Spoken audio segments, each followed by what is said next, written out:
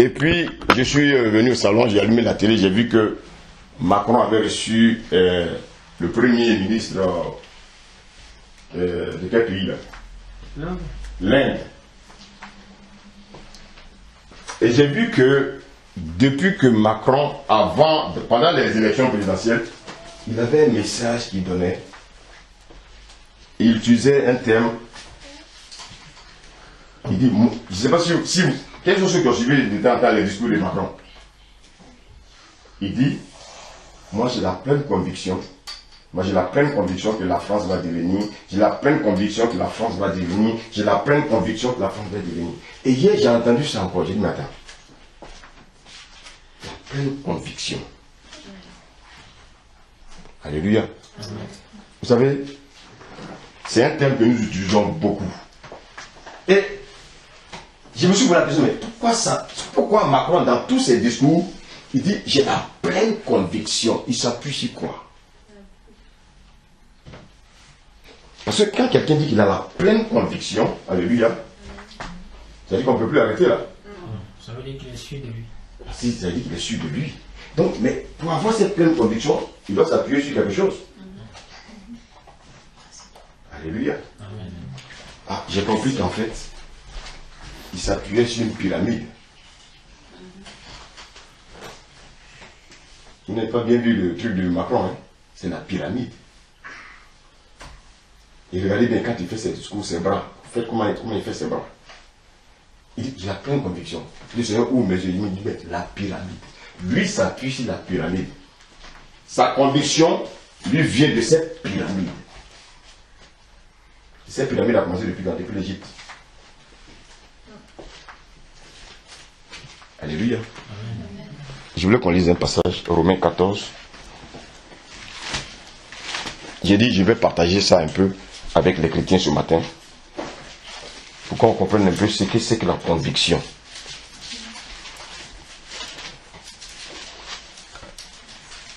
Romains 14, verset 23.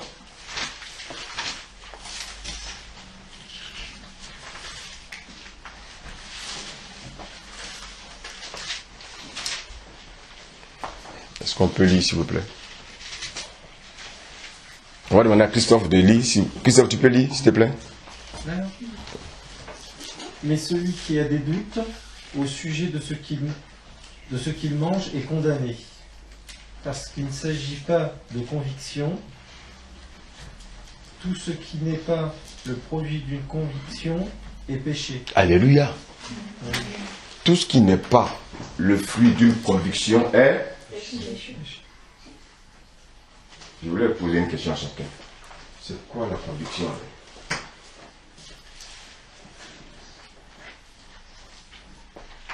La Bible dit tout ce qui n'est pas fruit d'une conviction est péché. C'est quoi la conviction? Qu'est-ce que c'est la conviction? Oui, Suzanne, s'il te plaît. C'est une idée qu'on a, où on est sûr de soi, en fait, on est persuadé que ça va arriver à terme et que ça va aboutir. Quand on a la conviction de quelque chose, on est sûr que ça va arriver. Très bien.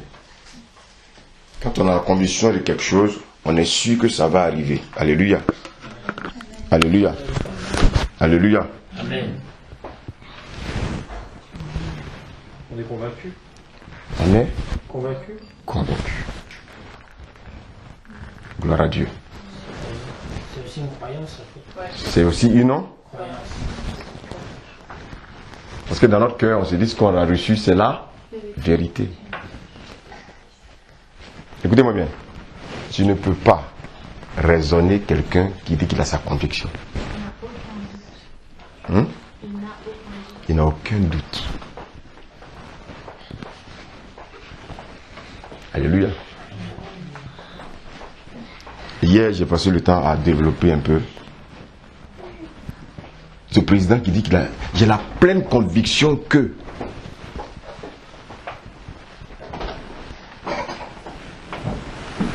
Alléluia.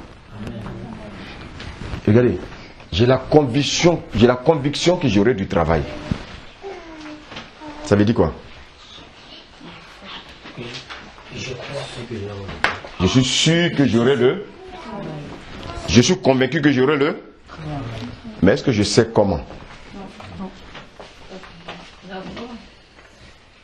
Est-ce que je sais comment je vais avoir le travail?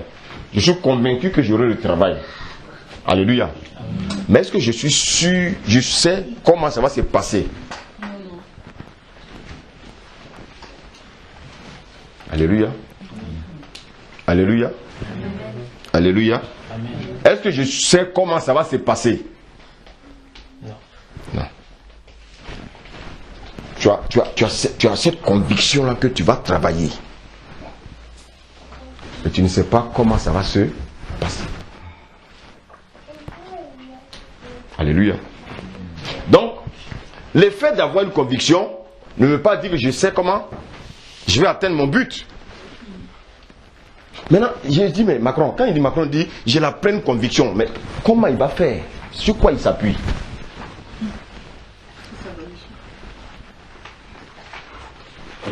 Alléluia. Sur quoi il s'appuie?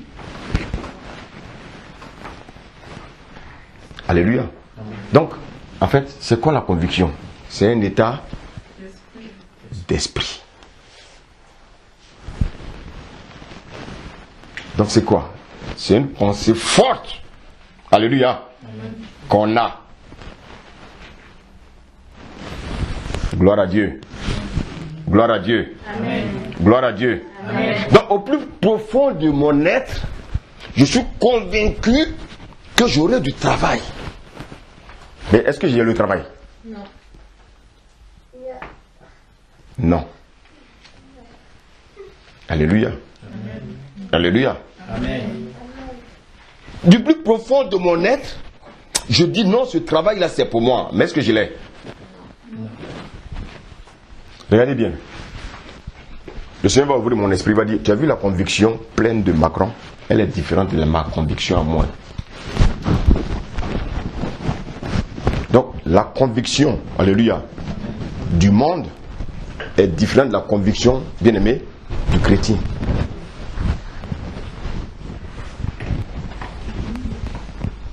Est-ce qu'on me suit ce matin? Amen. Je vais doucement pour qu'on comprenne la pensée de Dieu. Alléluia.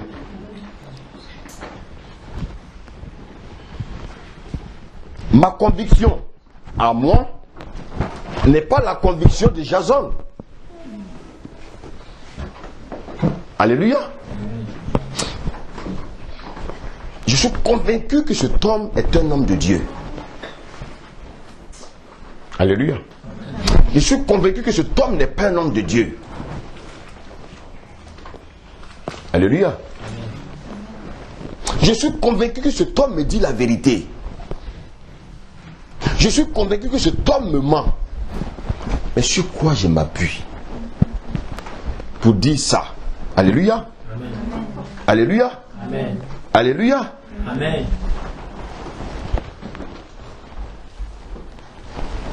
Regardez bien. Quelqu'un par exemple qui dit, j'ai la conviction que si je mange correctement, je ne tomberai pas malade. Je vous pose la question, est-ce que c'est sûr? Non. Est-ce que c'est sûr? Est-ce que c'est sûr? Pardon, pour essayer de me la ramener, je voulais que tu le laisses là-bas, s'il te plaît. Alléluia. Amen. Il ne va pas mourir, laisse-le là-bas. Il va dormir. Gloire à Dieu. Bien-aimé, j'ai dit, je suis convaincu que si je mange correctement, je ne tomberai pas malade. Je vous pose la question. Est-ce que les présidents ne tombent pas malades? Les ministres ne tombent pas malades? Pourtant, ils ont une alimentation qui est saine, contrôlée. Peut-être ils ont des microbiologistes, ils ont des biochimistes, ils ont des ceci, cela, pour contrôler leur repas. Donc, le repas que je mange, je suis convaincu que c'est bon. Même le plus pauvre de la terre, quand il mange, alléluia, Amen. il est convaincu que son repas est bon. C'est pour ça qu'il le mange. Mais vous allez voir quelque part, quelques jours après, il a commencé à avoir la diarrhée. Mais il était convaincu que son repas était bon. Alléluia. Alléluia. Amen. Maintenant, de manière biblique, c'est quoi la conviction? Parce qu'il y a la conviction du monde et puis il y a la conviction, bien aimé, biblique.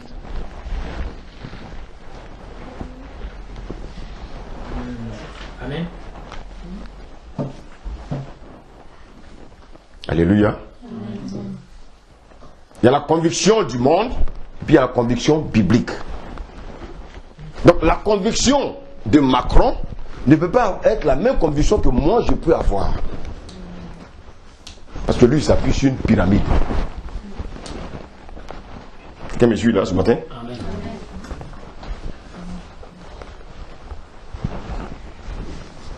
Gloire à Dieu. Amen. Gloire à Dieu. Amen. Vous savez, on ne peut pas vivre dans la chair et puis nous prendre nos convictions pour des convictions qui sont réelles. Et ça, hier le Seigneur m'a ouvert l'esprit, m'a dit, dans ma maison, beaucoup marchent par la chair et ils pensent que leurs convictions sont mes convictions à moi. Alléluia. Vous savez, il y a un piège. Je vous pose la question. Si ce matin je vous dis, j'ai la conviction que je dois divorcer, quelle sera votre réaction? Pourquoi ça ne vient pas de Dieu? J'ai dit que j'ai la conviction, ça vient de moi. Ça vient de Dieu parce que c'est comme ça. Ah bon? Pour un chrétien. Vous êtes sûr là de ce que vous dites? Ok.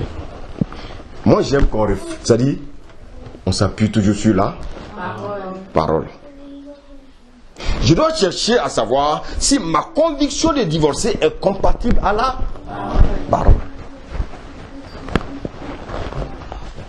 Alléluia. Alléluia. S'il vous plaît, arrêtons la distraction. Kaili, il faut t'asseoir s'il te plaît. Sinon je t'emmène dans la chambre tout de suite.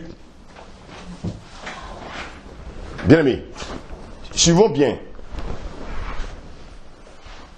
Non, je me suis levé ce matin, j'ai une conviction que je dois divorcer.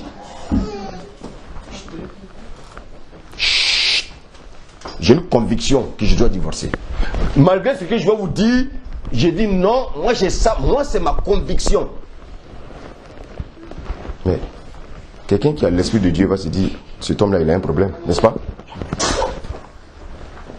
Et pourquoi? Parce que quand je me réfère à la parole de Dieu, la parole de Dieu me dit, bien aimé, autre chose. Alléluia. Amen. Et que dit cette parole-là? On va lire Marc 10, s'il vous plaît. Marc 10.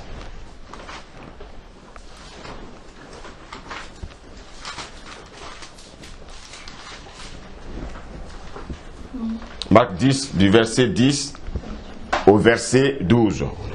Quelqu'un peut lire, s'il vous plaît?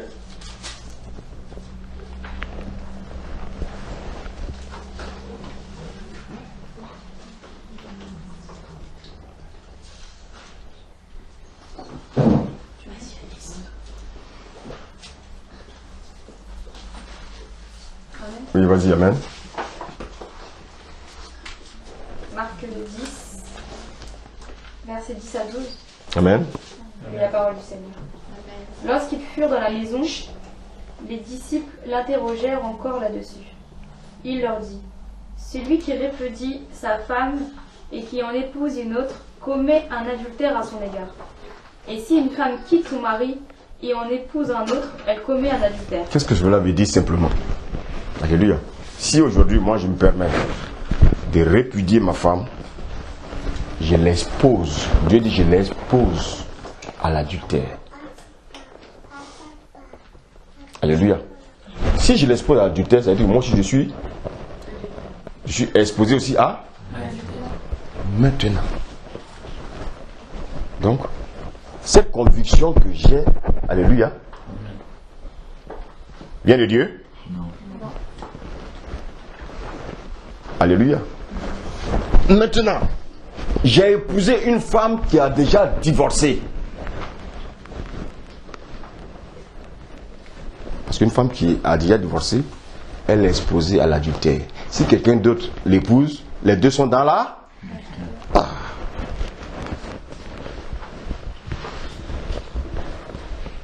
C'est pour ça qu'on dit de bien réfléchir avant de rentrer dans le mariage. Alléluia. Alléluia. Je ne fais pas ça, je dis pas ça pour faire peur aux gens, non. C'est biblique. Moi, je ne fais que pratiquer la Bible. Alléluia. Donc, si la femme a été déjà mariée, que moi, n'étant jamais marié, je l'épouse, moi, je vis dans l'adultère, elle aussi, elle est dans la... Maintenant, je suis dans cette situation où j'ai épousé une femme qui est divorcée. Et puis maintenant, je ressens la conviction que je dois me séparer d'elle. Alléluia. Ça peut venir de Dieu ou non?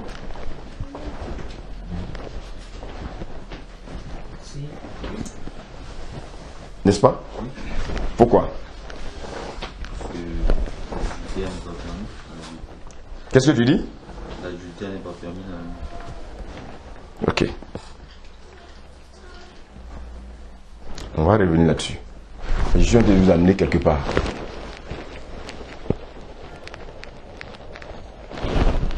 Alléluia. Alléluia. Amen. Alors donc, si j'ai dit que j'ai la conviction de divorcer, c'est que qui me parle? Qui me parle? Laissez l'ennemi en paix. Qui me parle? Ta chair. Vous avez l'ennemi, l'ennemi. L'ennemi n'a aucun pouvoir. C'est ta chair, toi-même. Tes désirs.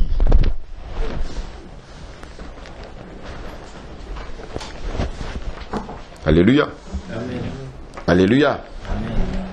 Donc, si je permets cette situation, je divorce, ça dit quoi? Je m'expose à quoi? Donc je suis dans le salaire du péché, c'est quoi?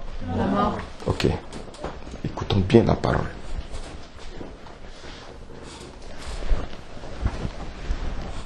Maintenant, moi je sens que je dois épouser un homme.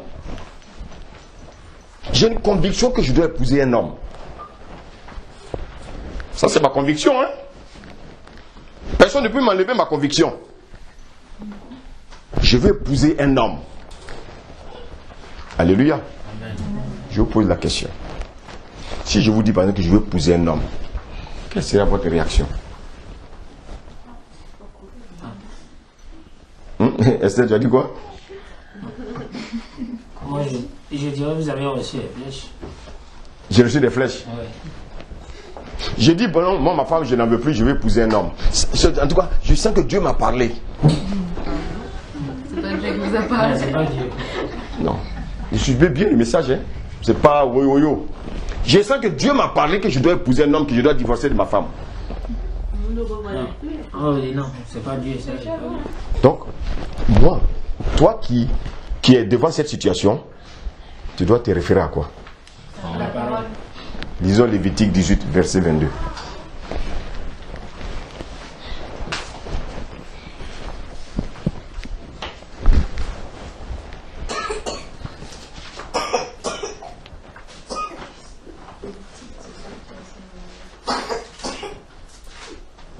Amen. Amen, vas-y, ma servante. Lévitique 18, verset 22. Je lis la parole de Dieu. Tu ne coucheras point avec un homme comme on couche avec une femme. Donc, ouais, non? Un homme ne peut pas coucher avec un autre homme. C'est Dieu qui le dit. Alléluia. Donc, si je me lève pour dire que oui, Dieu m'a parlé, je dois épouser un homme. Alléluia. Cela vient de qui? Cher. Non, laissez le diable. Le diable n'a plus de pouvoir sur quelqu'un. Nous sommes responsables nous-mêmes de tout ce qui nous arrive.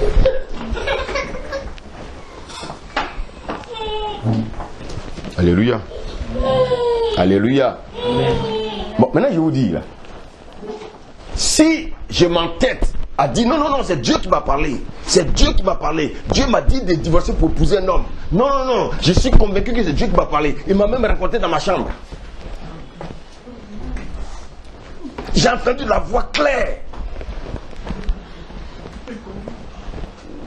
Alléluia. On va lire Jacques 1.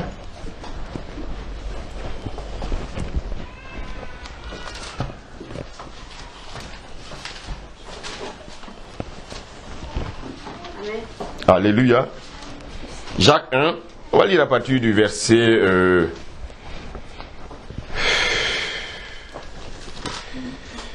verset 13. Amen. Que personne, lorsqu'il est tenté, ne dise « C'est Dieu qui me tente », car Dieu ne peut être tenté par le mal et il ne tente lui-même personne. Donc écoutez-moi bien, si je suis tenté, c'est pas Dieu qui me tente. Mais sachez que la tentation n'est pas un péché, hein? Est-ce que vous le savez? Qui le sait? Et pourquoi la tentation n'est pas un péché? Ok, mais au-delà de ça, je m'appuie sur un passage qui me dit que la tentation n'est pas un péché. Qui a été tenté dans la Bible? Jésus. Jésus lui-même a été. Mais est-ce qu'il a péché? Non. Mais quand nous sommes tentés, qu'est-ce qu'on fait? Ah bon? Écoutez bien la parole, hein? C'est pas parce que je suis tenté là, aller à draguer la voisine que c'est un péché. Je suis tenté. La chair me dit vas-y, alléluia. Vas-y, oh, je te protège.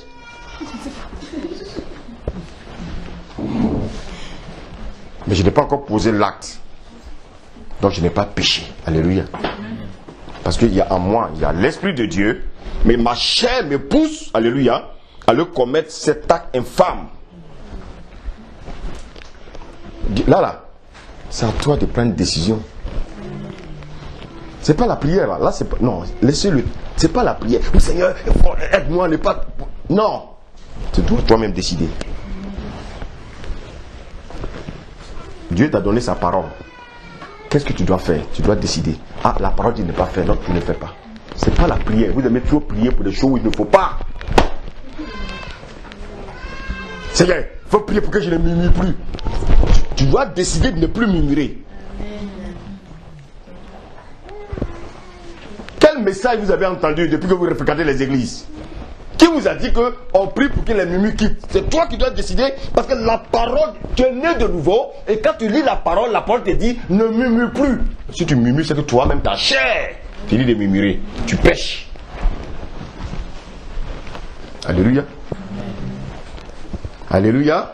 C'est un message qui ne fait pas plaisir à la chair, hein? Ah non, non, non, non. Moi, je suis là pour détruire la chair, hein? Je ne suis pas là pour caresser la chair. Je suis là pour dire à la chair de se taire. Ça suffit, là. On peut continuer à vivre comme ça dans la chair, et puis oui, on vient danser, on vient chanter, puis on est tout dans la chair. Et puis après, on accuse les autres. Lis la suite, s'il te plaît.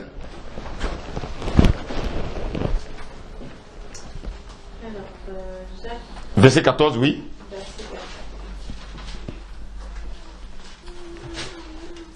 Mais chacun est tenté quand il est attiré et amorcé par sa propre convoitise. Donc, en fait, la conviction que j'ai n'est rien d'autre que quoi? La convoitise. La convoitise. Christophe, de toi à moi, est-ce que Dieu peut me dire d'aller coucher avec un homme? Non. Donc, si j'ai envie de le faire, c'est que ma chair, moi-même, je veux pécher. Donc, il ne faut pas que je dise que c'est Dieu. Alléluia.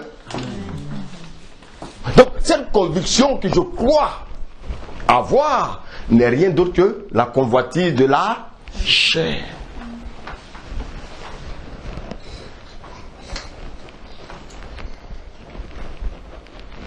Oh, on me suit là ce matin? Amen. C'est un message qui ne rigole pas. Alléluia.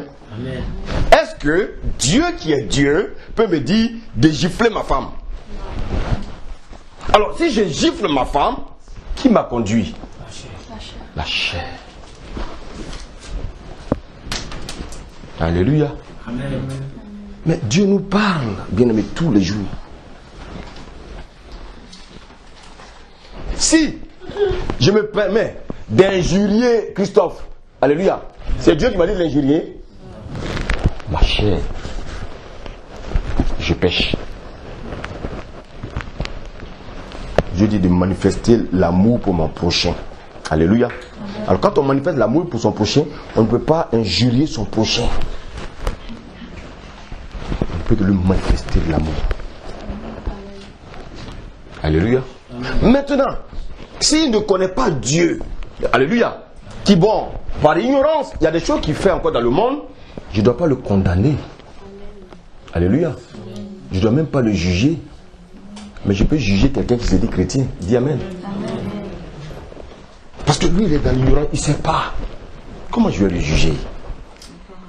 Il a besoin simplement d'amour. Alléluia. Et dans l'amour, je viens avec la parole, simplement je dis, ah, voilà ce que la Bible dit. Sans pouvoir lui dire qu'il est dans le péché. Tu as vu ce que la Bible dit? La Bible dit de ne pas faire ça. Et puis je m'arrête là. L'Esprit de Dieu va le convaincre lui-même. Dis amen. Amen. Est-ce que je parle là ce matin? Amen. Nous, on veut aller convertir les gens en leur disant ils sont dans le péché, tu vas mourir. Si tu ne quittes pas le péché, tu vas périr. Ce n'est pas à toi de dire qu'il va périr. Alléluia. Parce que toi-même, tu dis que tu es chrétien, tu n'es pas encore dans le péché. Entre vous deux là, qui mérite l'enfer?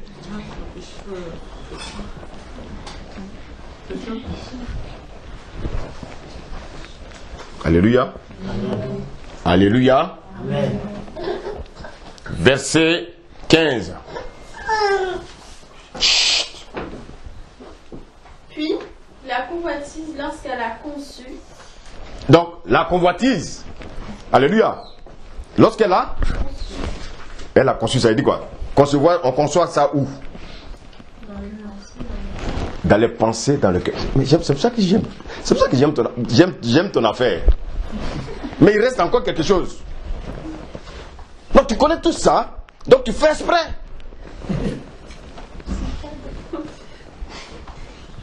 Alléluia. Amen. Donc on conçoit dans notre... Je vous pose la question.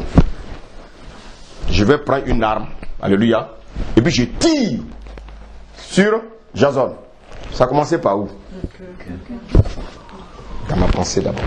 La main est la morale. La main n'a pas de pouvoir sans ma pensée. Alléluia. Amen. C'est ma pensée qui va donner l'ordre à ma main de tirer. Continue. enfante le péché. Donc, ce que j'ai préparé dans mon cœur, ce que j'ai formé dans mon cœur là, alléluia, va enfanter. Alléluia. Alléluia. Amen. Quand je vais avec ma femme, alléluia, les deux, les spermatozoïdes et les ovules vont se rencontrer. Ils vont concevoir, alléluia. Et puis qu'est-ce qui va se passer? Le monde nous enseigne les choses bibliques. Quand quelqu'un veut voler, vous croyez que ça a commencé par où? Par sa pensée. Si je vais t'insulter, ça a commencé par où? Donc faut pas, je vais dire après que non, excuse-moi, j'ai pensé d'abord, je pouvais me retenir. J'avais le pouvoir de me retenir. Vous voyez, on insulte les gens, et puis après maintenant on dit, ben, je suis venu te demander pardon pour ce que je t'ai fait. Tu ne pouvais pas penser auparavant. Continue, suivante. Et le péché étant consommé. Ça veut dire quoi le péché étant consommé? Il a dit, on a posé l'acte. Mais quand tu poses l'acte, quel est le salaire de ce péché-là? L'acte que tu as posé là, quel est son salaire? Lis. Produit la mort. La mort.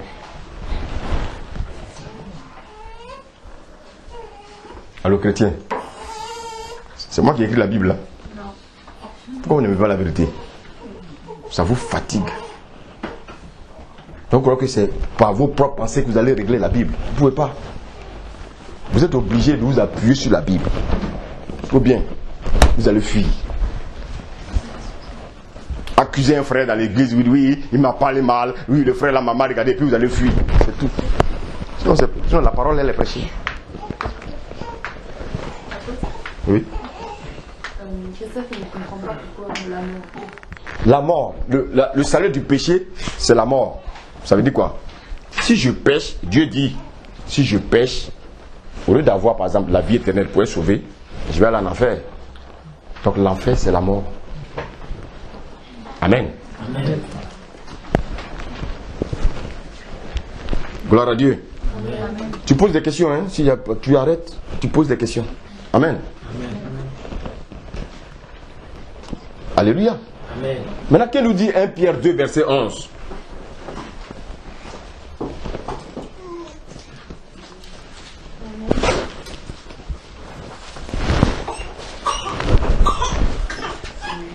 Pierre 2, verset 11. Bien-aimés, je vous exhorte, comme étrangers et voyageurs, sur la terre, à vous abstenir des convoitises charnelles qui font la guerre à l'âme. Donc, les convoitises charnelles font la guerre à mon âme. Alléluia. Regardez, quelqu'un qui aurait pu pécher, il y a une guerre, il lutte. Et la chair lui dit non, non, il faut pécher. Et il y a l'Esprit de Dieu qui lui dit non, mon fils ne péche pas. Mais on va voir maintenant qui va être vainqueur. Mais la décision vient de toi. Dieu ne fera rien. Toi-même, tu dois décider de faire ton choix. Il y a une guerre. Quand il y a une guerre, ça veut dire quoi?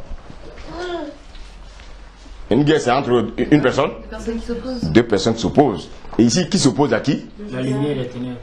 Ok, mais précisément ici, il s'agit de quoi? L'esprit. L'esprit de qui? L'esprit de Dieu et l'âme. Et l'âme.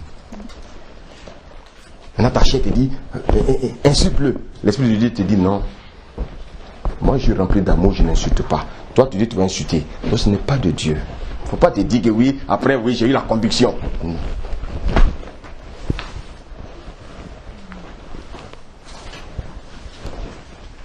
Alléluia.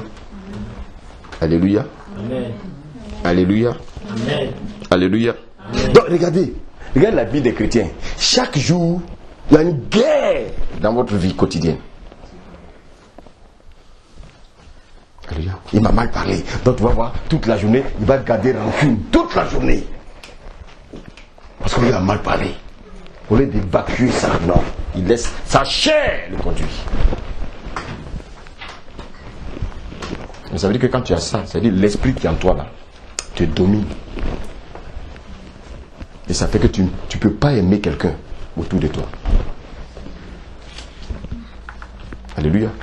Parce que toi-même, tu n'aimes pas, tu ne t'aimes pas toi-même. Quelqu'un qui ne s'aime pas lui ne peut pas aimer quelqu'un. Quelqu'un qui n'a pas confiance en lui ne peut pas avoir confiance à quelqu'un qui est en face de lui. Donc qu'est-ce qu'il va faire? Il va marcher comme ça, ça il reste comme ça dans la rue. Partout, à tout vent de doctrine. Parce qu'il n'a pas confiance en lui. Alléluia. Comment moi, ma chair peut gâter ma journée? Comment toi tu dis, tu aimes Dieu. Le matin tu viens dans ta chambre pour chanter des cantiques. Et puis pendant qu'en partant, peut-être en sortant pour le travail, tu en veux à quelqu'un. Mais tu es malade. Tu as un problème. Et comme ton problème te ronge, tu veux partager ça, tu vas envenimer maintenant tous ceux qui sont dans l'assemblée avec ça. On accuse d'elle. Oui, tu as vu Jason, tu as vu ce qu'il m'a fait. Jason n'est pas sérieux. Tu commences à contaminer le peuple avec ça. Les gens n'ont pas envie de ça. On te dit de changer de vie. Tu ne veux pas changer de vie et tu contamines les autres. Et comme ils sont faibles, ils tombent dans ton piège. Alléluia. Alléluia. Alléluia.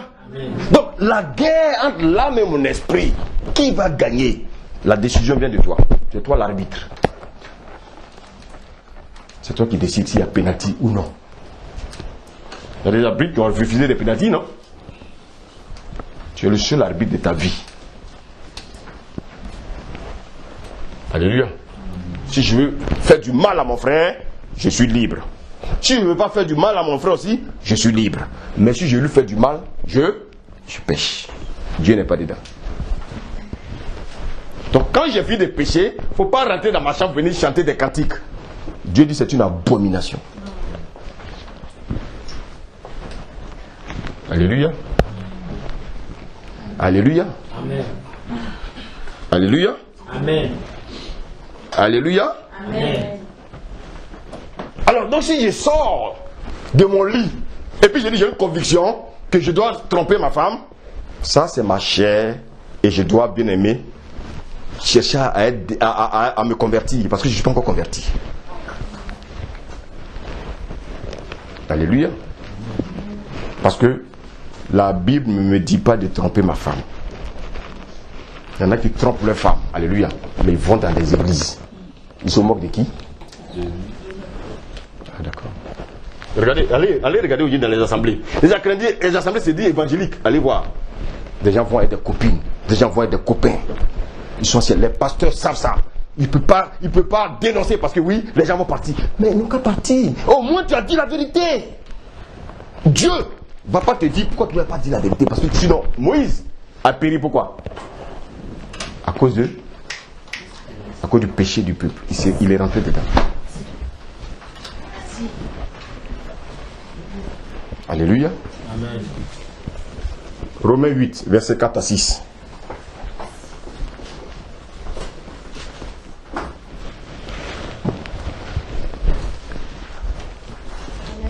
Alléluia. Ah. Romains 8, versets 4 à 6.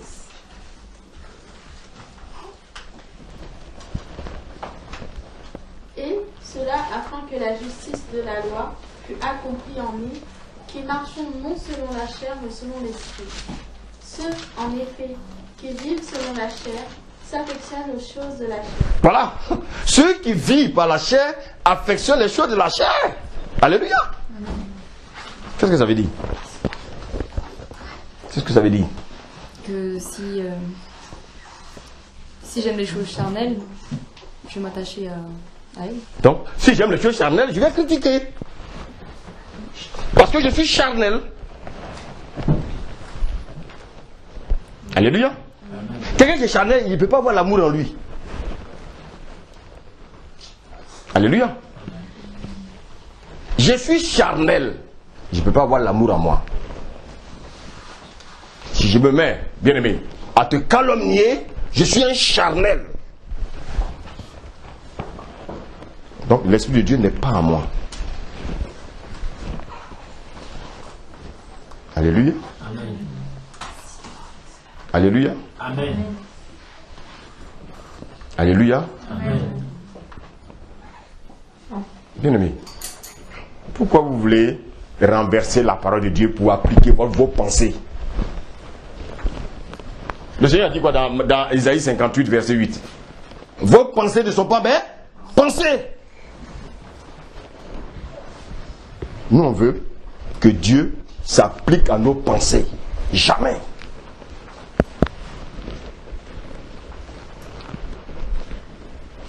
Jamais. Alléluia. Continue la lecture, s'il te plaît. Je reprends au verset 5. Oui. Ceux, en effet, qui vivent selon la chair s'affectionnent aux choses de la chair, tandis que ceux qui vivent selon l'esprit s'affectionnent aux choses de l'esprit. Mais c'est tellement clair. Si je marche par l'esprit, je ne peux pas critiquer quelqu'un. Si je marche par l'esprit, je ne peux pas faire du mal à quelqu'un. Alléluia. Si je marche par l'esprit, je ne peux pas créer des divisions entre tes frères et les sœurs. Quelles sont ces histoires? Et ça, aujourd'hui, vous allez dans les églises, oui, les gens sont assis là, ils chantent, mais ils sont divisés. Et vous croyez que ça, c'est Dieu, et puis vous croyez que vous êtes sauvés? Détrompez-vous. Dieu sait de quoi il parle. Il dit, l'affection de la chair, c'est la mort. Donc quelqu'un qui met la mort ne peut pas être sauvé. De quelle mort il parle? La mort spirituelle.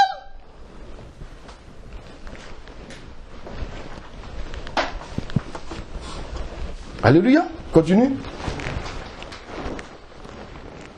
Et l'affection de la chair, c'est la mort, tandis que l'affection de l'esprit, c'est la vie. Mais la vie, quand je marche par l'esprit, c'est la vie. Si je marche par la chair, c'est la mort. Maintenant, Dieu te dit, quand tu marches par l'esprit, c'est la vie. Quand tu marches par la chair, c'est la mort. C'est à toi maintenant de décider avec quoi tu vas marcher. C'est compliqué. C'est Dieu qui va te dire, non frère, si tu crois que tu es né de nouveau et que l'Esprit de Dieu habite en toi, frère, tu n'as même plus besoin de choisir. Alléluia. Tu dois obéir selon la parole de Dieu. Alléluia.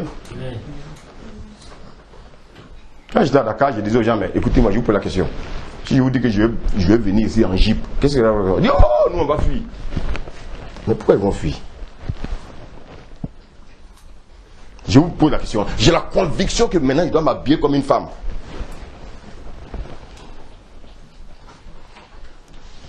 Répondez-moi.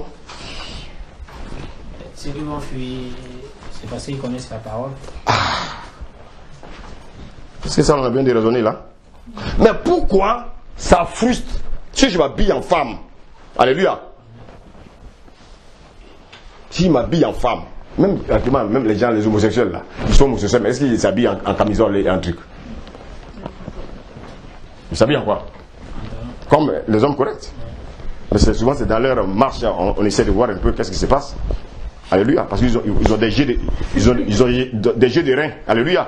Des jeux de reins un peu bizarres qu'on ne comprend pas. Bon, tu te dis, puis bon, ils commencent maintenant à faire leurs cheveux un peu comme les femmes.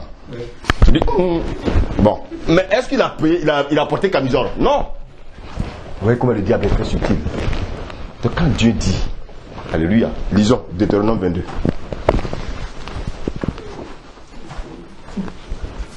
Verset 5. Oui, s'il te plaît. 22, verset 5. Deutéronome 22, verset 5. Une femme ne portera point un habillement d'homme. Une femme ne portera point un habillement d'homme. Je vous pose la question. Est-ce que vous savez qu'en France ici, on peut pas se marier en pantalon? Il y en a qui veulent le faire. C'est interdit. Dans la loi française, même les premiers Français, dans l'administration française, aucune femme ne portait des pantalons. Même en Afrique, c'est... Alléluia. Je vous ai donné l'exemple de cette fille à Londres, bien aimée, qui a été embauchée dans une société où tout le monde doit porter des pantalons. Elle est venue en Égypte, les gens disent qu'ils ne veulent pas d'elle. Bien aimée, elle allait à la justice. Aujourd'hui, ils l'ont réintégrée. Elle est la seule dans son service à porter des jupes. Elle dit, moi je suis chrétienne. Alléluia. Les homosexuels, la fille, ils se marient des fois. Parce que des fois, se marient, ils sont tous en pantalon. Ok, ça c'est. Tu parles de. Ça c'est. Le monde est pourri. Alléluia. Alors ça veut dire que nous on doit faire comme eux. Non. Mais le chrétien a d'abord la parole. Alléluia. Et puis il a le moral aussi. Alléluia. Une femme qui porte des pantalons, mais ce n'est pas biblique. Mais je connais des chrétiens, des chrétiennes. Elles viennent à l'église seulement quand elles sont en jeep. Alléluia. Vous pouvez rire comme vous voulez, mais ça regarde votre vie. Vous vous rébellez même contre vous-même, pas contre Dieu. Amen. Elles sont seulement en jeep quand elles viennent à l'église, mais il faut les voir en ville. Je crois que c'est un pasteur qui va vous surveiller. Non. Ce n'est pas un pasteur qui va vous surveiller. C'est vous-même qui devez décider de votre vie. Vous faites ce que vous voulez de votre vie.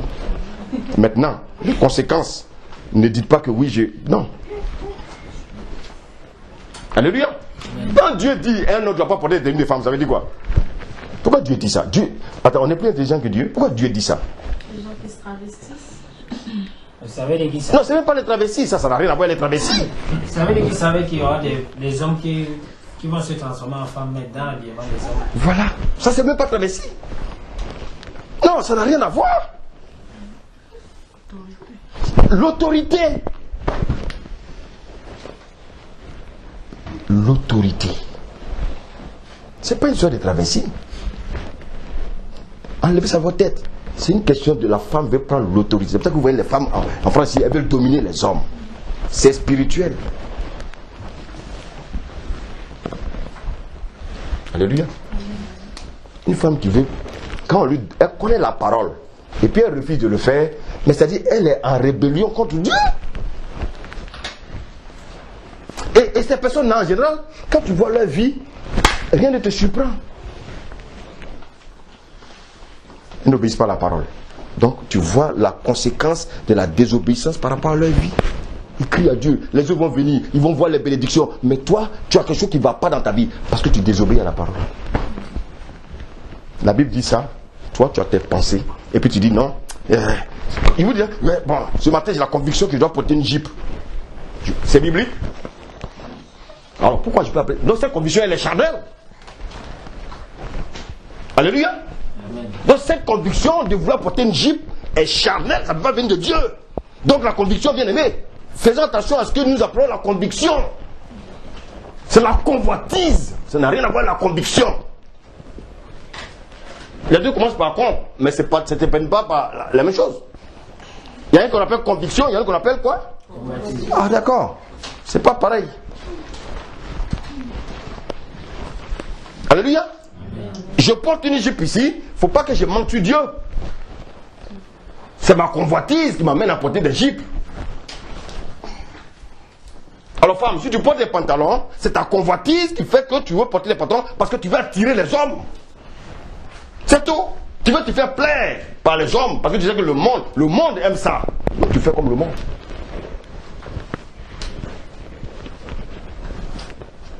Alors que Dieu n'a pas besoin de ça. Dieu veut te trouver mari, va te trouver mari. Il n'a pas besoin que tu portes des pantalons. Il y a des femmes qui n'ont pas porté de pantalons. Elles n'ont jamais porté de pantalons. Elles sont mariées. Donc on n'a pas besoin de ça.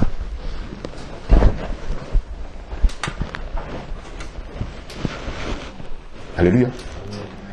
Alléluia. Amen. Bien-aimés, chrétiens, il faut qu'on soit dans la parole et on obéisse à cette parole. Sinon, on va être aigri contre les gens. On va en vouloir aux gens, alors qu'on doit s'en vouloir à nous-mêmes. Alléluia. Amen. Alléluia. Amen. Vous connaissez la parole, non? La parole dit de ne pas porter des pantalons, les femmes. Ne vous habillez pas comme les hommes.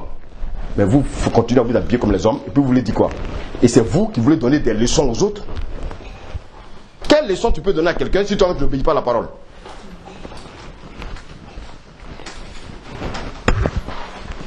Alléluia. Amen. Et quand c'est comme ça, les plus faibles tombent dans ton piège et puis eux aussi te suivent. Non! Quelqu'un qui a déjà dit non, ma soeur, stop. Ce que tu as été faire là, c'est pas biblique. Moi je ne te suis pas. Voici la réaction de quelqu'un qui est né de nouveau. On ne suit pas les gens aveuglément. Pas parce que quelqu'un vient me dire quelque chose là, tout de suite là, je vais croire ça. Non! J'ai l'esprit de Dieu, j'analyse.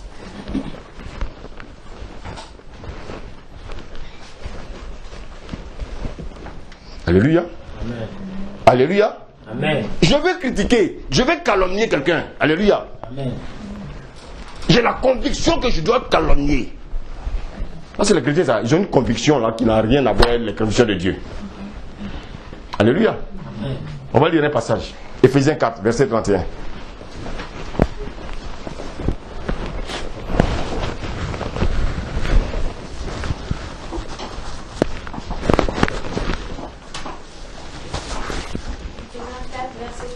Amen.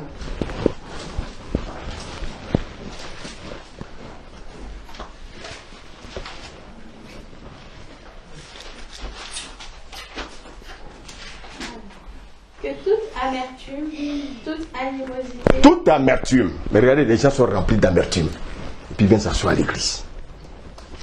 Ils sont remplis d'animosité. Puis ils viennent à l'église comme si, bien aimé, comme si quelqu'un leur avait fait du mal. Mais il y a un problème. Oui, continue. Que toute amertume, toute animosité, toute colère, toute clameur, toute calomnie, toute calomnie, espèce de méchanceté, oui, disparaissent du milieu de vous. Qui a dit ça? C'est moi? Alors si j'ai une conviction que je dois calomnier, si j'ai une conviction que je dois me mettre en colère, mais frère, ça c'est pas une conviction qui vient de Dieu. C'est ma chair.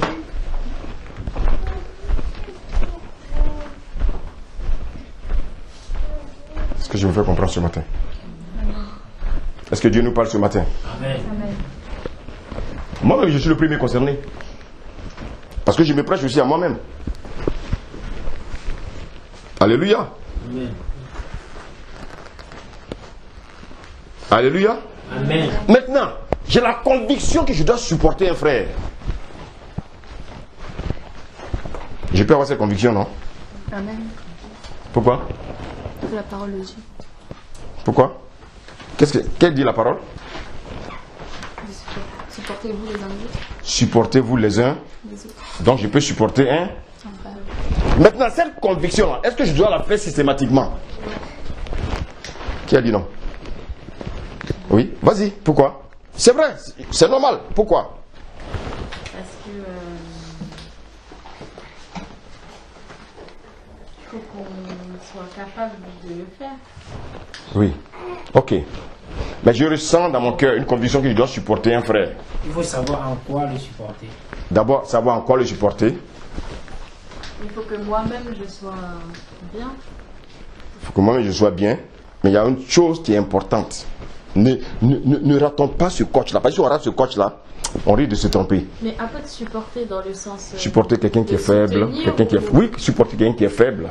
Quelqu'un qui a besoin d'être supporté. Supporter, ça veut dire quoi? Quand on dit supporter, c'est soutenir, enfin, dans tout ça, quoi. Oui. Alors, je vous pose la question. Qu'est-ce qui doit venir d'abord à mon esprit? Je sens que je dois supporter Marie. Alléluia. Ce qui doit venir à l'esprit, c'est de savoir d'abord si moi-même je suis en possession de... Non. Si Dieu te dit tu supportes ton frère, c'est qu'il t'a donné des capacités. Alléluia. Avec sagesse, Avec sagesse, amour. amour. Il faut que je sache d'abord si ça vient de qui. Pourquoi? Parce que c'est peut-être une épreuve qui doit apparaître. Oh. Parce que ça peut être une épreuve que Dieu met sur cette personne-là. Alléluia. Et puis moi je vais la supporter. Ça va se retourner contre moi. Mais est-ce que le fait de la supporter, est-ce que c'est mauvais? Mais Dieu veut chaque fois que ça soit, ça vient de qui? De lui. Regarde là. Je suis à ta voiture. Alléluia. Et puis en pleine forêt, tu vois un enfant de cet âge-là et qui crie au secours, au secours.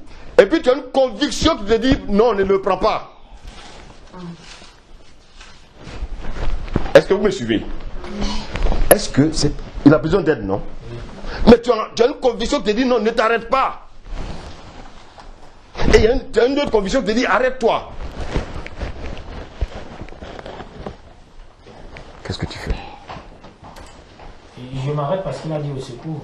Je ne pense pas que si Dieu met quelqu'un à la preuve, il va dire au secours. Ça peut être un piège aussi. Hein. Ça peut être Un piège. un piège. Donc l'esprit te dit passe. Il faut analyser déjà. Vous savez, souvent, notre compassion peut nous jouer des tours. C'est pour ça que je vous dis, en toute chose, est-ce que vous savez que à la minute là, si tu dis Seigneur, est-ce que ça vient de toi, il va te répondre. Si tu vois que c'est insiste, ne t'arrête pas, ne t'arrête pas, ne t'arrête pas, ça veut dire que c'est Dieu. Pourquoi? Parce que si tu t'arrêtes, voilà les machettes, des pistolets autour de toi. Tu as reçu la conviction de ne pas t'arrêter. Mais ta chair t'a dit arrête-toi. Oui, donc la chair, souvent, on pense qu'elle nous fait du bien. Mais elle nous piège. Amen. Pourtant, tu te dis en pleine forêt, mais l'enfant, on risque de le tuer. Mais la voix te dit passe. Écoutez, je viens de parler de la conviction. Vous savez, souvent on prend nos convictions pour la conviction qui vient de Dieu.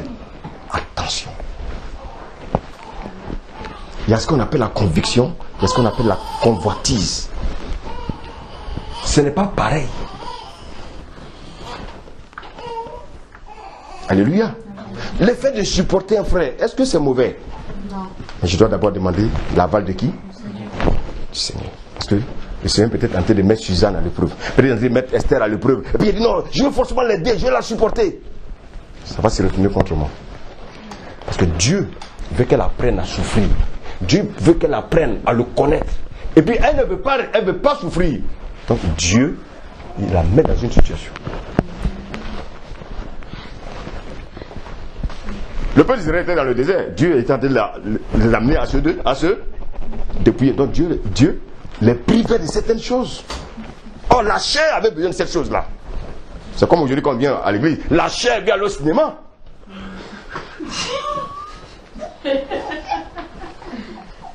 Alléluia. La chair veut encore aller en boîte de nuit. La chair veut porter des pantalons. Mais quand tu fais ces choses-là, maintenant après tu dois accuser l'homme de Dieu maintenant. Oui, quand il prêche, il dit trop. Oui, ça c'est la chair ça. Parce que tu veux peut-être quitter l'assemblée, donc tu cherches une occasion pour disparaître. Non, écoutez, je suis un ancien là moi. Rien ne peut me surprendre. On cherche la chair, c'est-à-dire on cherche une occasion là. On va accuser un frère. Tu as vu le frère là, l'a fait ceci. Tu as vu l'apôtre l'a fait cela. Et puis, oui, moi j'ai une occasion. Mais vas-y. Tu vas aller te détruire. Parce que tu n'aimes pas la vérité. La chair réclame encore aller au cinéma. Tes amis t'appellent, allons au cinéma, allons au cinéma. La chair te dit, vas-y. Tu dis, oh, là, vraiment cette affaire de Dieu là. La piscine, la plage.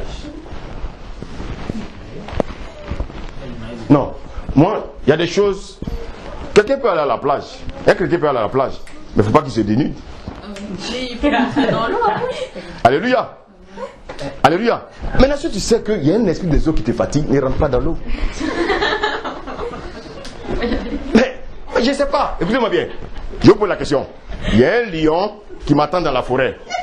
Je rentre dans la forêt? C'est une question de bon sens, ma fille. Donc on ne peut pas rentrer dans la mer. Si tu veux, tu as ta conviction, tu rentres. Conviction du coup.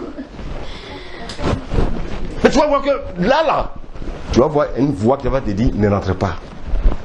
Mais la plus forte raison, la chair nous pousse plus que l'Esprit de Dieu.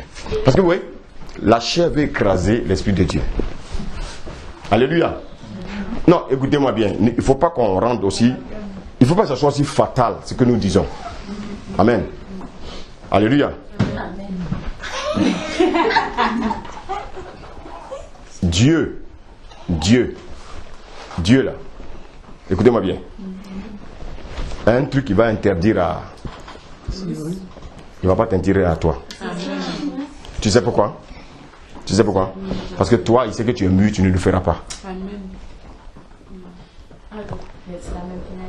Très bien, donc tu as compris. Donc à elle, il va insister, mais toi, il ne va pas insister. Parce qu'il sait que toi, tu es déjà converti. Dieu, il est trop juste. Alléluia. Mais je vous pose une question. C'est pas parce que quelqu'un va aller faire de la piscine une fois par semaine, bien aimé, qu'il est dans le péché. Amen. Non, c'est-à-dire, il ne faut pas qu'on soit aussi trop fatal. Oui. Oui. C'est le maillot de bain. Oui. En fait, si tu veux, quand je parle des gens qui ont des piscines privées. Amen. Moi, j'ai une piscine chez moi. Ah, écoutez-moi bien. J'ai une piscine chez moi. Mais qu'est-ce qui m'empêche d'aller me jeter dans ma piscine? Mais écoutez-moi bien. La Bible dit que Adam et Ève étaient nus. Le diable, il est trop subtil. Alléluia. Dans un lieu public, tu vas lui montrer ton corps. Dieu dit non. Donc, en tant que chrétien, je suis converti. Donc, bien aimé, qu'est-ce que je fais? Si je veux une piscine, je remplis mon bassin de la douche et puis je me couche dedans. Voilà, c'est fini avec ça. Maintenant, si tu es rempli, il y a des vêtements couverts jusqu'aux pieds, rentre dans la piscine. Comme les boubous, comme les arabes. Mais si tu es dans l'eau, dans la piscine, ça va sortir d'abord les formes. Et ça va couler. Alléluia, bien aimé. Écoutez, moi je crois que c'est une question maintenant une question de responsabilité. Alléluia. C'est une question de décision. Tu comprends? En allant à la piscine, j'ai risque de faire pécher les gens. En allant à la piscine, les gens vont me regarder ma forme. Or, je sais que Dieu dit, on va lire ce passage tout à l'heure, vous allez voir. Donc, je préfère m'abstenir parce que j'ai la crainte de Dieu. Point final. Je vais nager, j'ai rempli mon bassin. Je le sors, je viens de nager. Ma piscine est dans ma maison. C'est pour ça que les gens font des bassins dans la maison. Maintenant, si je pense que c'est trop petit, que je ne peux pas trop me mouvoir, qu'est-ce que je peux faire? Maintenant, si je veux aller à la piscine, j'attends à des heures où il n'y a plus personne, je vais me jeter dedans. Or, il y a des heures précises.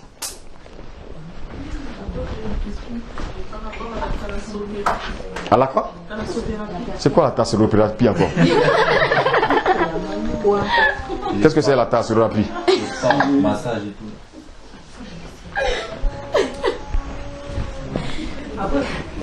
Si on va dans les fêtes où il y a aussi l'alcool, là aussi on pêche. Si on va dans les fêtes où il y a aussi l'alcool, là aussi on pêche. Si on va dans les... Sinon, on ne voit pas. On s'est rendu dans un lieu de vrille, non? C'est la même chose. Oui, c'est pour ça que Dieu dit, Dieu dit ne pas fréquenter ces lieux-là. Moi, je ne peux pas aller dans un lieu où les gens boivent. Ce n'est pas possible. Alléluia. À moins que je suis allé, alléluia, je suis allé puis par surprise, les gens sont de l'alcool. Mais si je suis convaincu que les gens sont de l'alcool là-bas, je vais plus. Alléluia. Amen. Vous savez, je vous dis, le diable est très subtil. Et c'est pour ça que beaucoup ne veulent pas venir à Christ. Beaucoup ne veulent pas venir à Dieu parce que Dieu est sage, il a des restrictions, parce qu'il sait comment le diable travaille. Tu sais que, est-ce que tu sais que tu ne bois pas? Et on dit non, prends un petit verre, tu peux tomber. Il va te dire non, on est tous chrétiens. Moi-même, j'ai bu, avant j'ai bu, tu vas goûter, paf, le goût là, Satan t'a emporté comme ça. Alléluia. Amen. Alléluia. Amen. Donc, bien aimé, quand vous avez vos convictions, amen, il faudrait que vos convictions là, ne soient pas par la chair.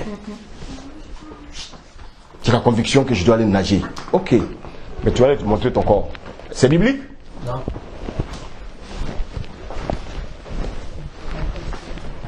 Alléluia. Oui, vas-y, Esther. Le restaurant, ici on va au restaurant. L'alcool aussi. Oui, attendez. Tu vas au restaurant. Amen. Je sais pas qu'il y a plusieurs restaurants. Donc on va au restaurant qui n'a pas d'alcool du tout. Je ne sais pas si ça existe. Est-ce que ça existe? Non, je ne sais pas si ça existe. Mais je vais vous dire une chose. Non, écoutez-moi bien. Ça n'existe pas. Il ne faut pas que nous, les chrétiens, on soit aussi trop spirituels. Est-ce que sur ta table, il y a l'alcool? Non, bah oui, voilà. Non, non, attendez. Est-ce que sur ta table, il y a l'alcool? Je prends ma femme, je prends mes enfants, on va manger dans un restaurant. On est assis à notre table, on ne s'occupe pas des gens. Alléluia. Ça, on peut le faire. On est chrétiens, là. Oh. Écoutez. Au restaurant, de toute façon, c'est nous, choisissons. Écoutez, est-ce que vous comprenez? Maintenant, il ne faut pas que, juste dans mon esprit, je sais qu'en rendant visite à tel frère, il est toujours dans l'alcool. Je ne vais plus là-bas. Mais dans le restaurant, c'est un lieu public. Alléluia. N'oubliez pas que le Seigneur dit que vous êtes dans ce monde. Donc, bien aimé, c'est comme si tu me disais, toi, je ne veux plus travailler avec les païens. Écoutez-moi bien, il y a des sociétés, alléluia, où les restaurants sont à l'intérieur. C'est faux? Oui. C'est faux? Non. Dans les hôpitaux, les gens mangent où? Dans le restaurant. Ils mangent dans les restaurants, non? Par exemple, je rentre dans le restaurant et puis il dit, bon, mange, comme ils sont des païens, je ne mange pas eux. Le Seigneur dit quoi? Tu dois les gagner. Alléluia. Comment tu vas le gagner si tu ne le fréquentes pas? Alléluia. C'est pas parce que quelqu'un boit qu'on ne va pas lui rendre visite. Mais quand il y a les fêtes et puis tu sais que là-bas ce n'est que de l'alcool, non. Mais tu peux rendre visite à un frère qui boit. Pas parce que tu vas boire. Mais tu vas faire quoi? Tu vas faire quoi? Le sortir de l'alcool. Alléluia. Donc je reviens à ce qu'Esther a dit. Je peux inviter mes enfants au restaurant. Alléluia. Il ne faut pas être aussi trop en prison. Alléluia. J'amène mes enfants au restaurant. Mais je sais que j'ai l'Esprit de Dieu. Alléluia. Et ayant l'Esprit de Dieu, tout ce qui se fait autour des tables, ça ne m'intéresse pas. Amen. Je viens, je sanctifie le lieu où je suis assis. La Bible dit sanctifier tout. Je sanctifie. Amen. Sinon, si on fait ça, les chrétiens vont devenir des religieux. On va les bloquer. Non, on ne peut pas. Donc, amène ta femme de temps en temps au resto, frère. T'as entendu? Non, c'est pas pour elle. C'est pas pour elle. Alléluia. Alléluia. Amen. Vous savez, il faut aussi, c'est-à-dire souvent, on veut tellement aussi être trop spirituel que souvent on déborde. Et les gens nous prennent maintenant pour des sectes. Alléluia. Ta femme dit qu'elle veut aller à la piscine. Oh, chérie, ce n'est pas d'accord. Prie. Tu comprends? Prie. Elle va venir elle-même et dire, la piscine, je suis allé là, moi je ne vais plus. Tu vas coucher dans ta chambre là, tu sais pourquoi elle dit elle ne va plus. Marie, tu comprends un peu ce que je dis, non? Est-ce que c'est tout, on doit parler? Qu'est-ce qu'on fait? On prie. Je regarde le caractère de ma femme, je vois qu'il y a des trucs qu'elle fait. Quand je parle, elle réplique. Ça veut dire que Dieu veut te dire, toi-même tu veux régler. Règle. Rentre dans la chambre. Il dit quoi? Il dit rentre dans ta chambre. Seigneur, tu as dit que la femme ne doit pas se mettre nue. Et je vois que ma femme, son affaire de piscine est devenue trop. Seigneur, je te confie la situation. Et puis tu te tais. C'est parce que quand vous dites qu'il y en a qui ne connaissent pas Dieu, souvent on veut régler les problèmes de nous-mêmes. C'est pour ça qu'il y a des litiges. Laisse Dieu. Elle va aller à la piscine, elle va venir en courant, elle va dire piscine, vraiment, je ne vais plus aller à la piscine. Toi, tu es couché dans la chambre, tu ris. Parce que tu sais que tu viens de vaincre quelque chose. Dans la prière. On n'a pas confiance au Seigneur. Oui, servante. Exode 14, verset 14. Exode 14, oui. verset 14. Prenez la parole, c'est ma fille. Lis. Lis. Suzanne, je vais commencer à te fesser.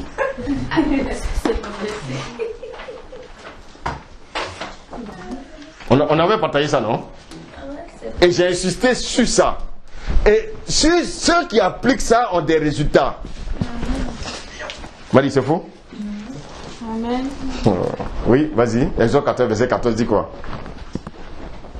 L'Éternel combattra pour vous et vous gardez le silence. Mais ta femme va à la piscine, garde le silence. Il combattra pour toi. Amen. Alléluia. Amen, amen. Je vais vous poser la question. Une femme qui montre son corps, alléluia, et puis une femme qui porte les cheveux des Indiens, ils ne sont pas pareils? Et alors? Jésus a dit à la femme, non, la femme qui avait commis l'adultère, ceux qui lançaient la pierre, quelle était la question que Jésus a posée? Mais normalement, quelle est la question qu'il devait poser? Est-ce que Jésus est fou? Parce que c'est que tu as un caractère, alléluia, et toi tu as pris l'autre d'un caractère. Oh, chacun de vous a son caractère, donc tu ne peux pas l'accuser. Donc Jésus dit, celui qui n'a jamais péché, les pierres sont restées dans les mains. Okay? Ils ont commencé à déposer les pierres.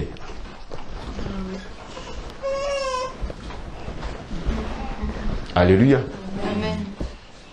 Frère, garde le silence, l'Éternel combattra pour toi. Quel que soit le domaine. On te dit que ton mari fait ceci, oui, là. Garde le silence, pleure dans la chambre avec Dieu. Amen. Un matin, il va venir comme ça. Je t'avais dit, j'ai dit garde le silence. Je t'avais dit, garde le silence. Le silence là, bien aimé. Il y a un résultat derrière. Amen. Amen. Mais je te l'avais dit ou non? Je te l'avais dit ou non? J'ai dit pleure devant Dieu. Et puis toi, garde le silence. Amen. Même s'il veut venir avec des femmes, même sur le même lit, 10 femmes, garde le silence.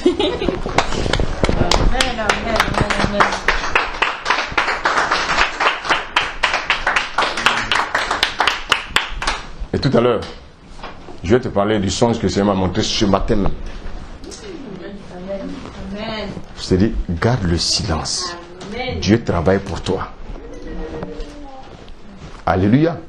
Amen. Ma fille, écoute-moi bien. C'était clair. Je me suis levé quand il dit le Seigneur. Il dit oui, c'est moi qui te parle. Écoutez-moi bien, c'est pas lutter, non. Tu vas t'épuiser. Alléluia. Regardez ma femme. Quand elle s'est connue, elle s'est cachée dans la chambre, elle priait beaucoup. Je ne savais pas pourquoi elle priait, mais c'était les prières. Elle priait, Seigneur, il est comme ça, il faut changer, il est comme ça. Sans bavardage, alléluia. Elle-même, elle a vu, elle dit. C'est après, elle m'a dit, j'ai prié pour ça, j'ai prié pour ça, j'ai prié pour ça. Je dis, ah bon? Mais tu ne m'as pas dit. Elle dit, non, c'est entre le Père et moi. Mais nous, on veut régler les problèmes avec gros cœur. Ça ne marche pas. Alléluia. Tout s'est fait dans le calme. Bien aimé, on se comprend ce matin? Amen. Alléluia. Amen. Moi, Pat, il est très prague. Alléluia. Amen. Lui, il vient avancer le Seigneur. Il ne veut pas de détails. Je le comprends. Alléluia. Amen. Est-ce qu'on peut lire Colossiens 3, versets 13 à 14?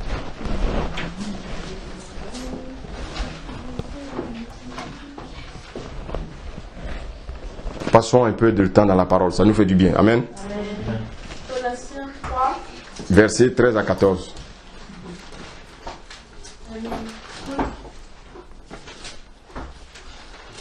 Colossiens 3, verset 13 à 14. Supportez-vous les uns les autres, et si l'un a sujet de se plaindre de l'autre, pardonnez-vous réciproquement. Alléluia. Qu'est-ce que ça veut dire? Si toi, tu te plains de... Qu'est-ce que tu devais faire? Ça veut dire quoi? Est-ce que ça veut dire que tu dois aller voir Mariama pour parler mal d'elle? Non. Pourquoi vous le faites? Tu viens vers ta soeur. Ma soeur, voilà la situation. Oh, excuse-moi, je ne savais pas que je t'avais blessé. C'est pas fini? Mais en allant dire à Mariama, Mariama va dire à Jason. Jason va dire à Christophe. Ça devient quoi? Ça va créer des divisions. Et puis maintenant, c'est elle maintenant, on va l'isoler. En l'isolant, vous la livrez comme ça à qui? Je me fais comprendre? Amen. Je suis un ancien, hein, quand je prêche. Je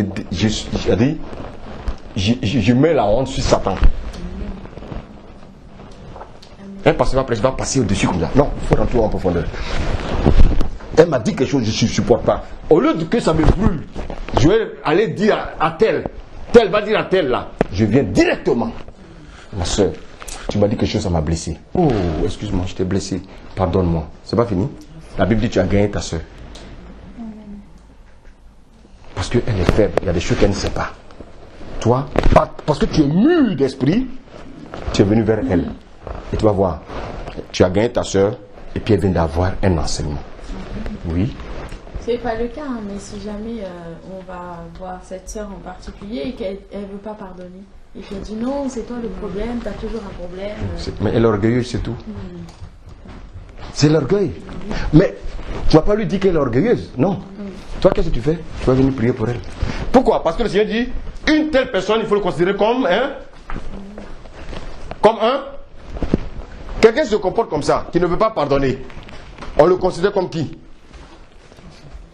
Comme un païen. Alléluia. Mais il ne faut pas aller dans son jeu. Lui, il est dur.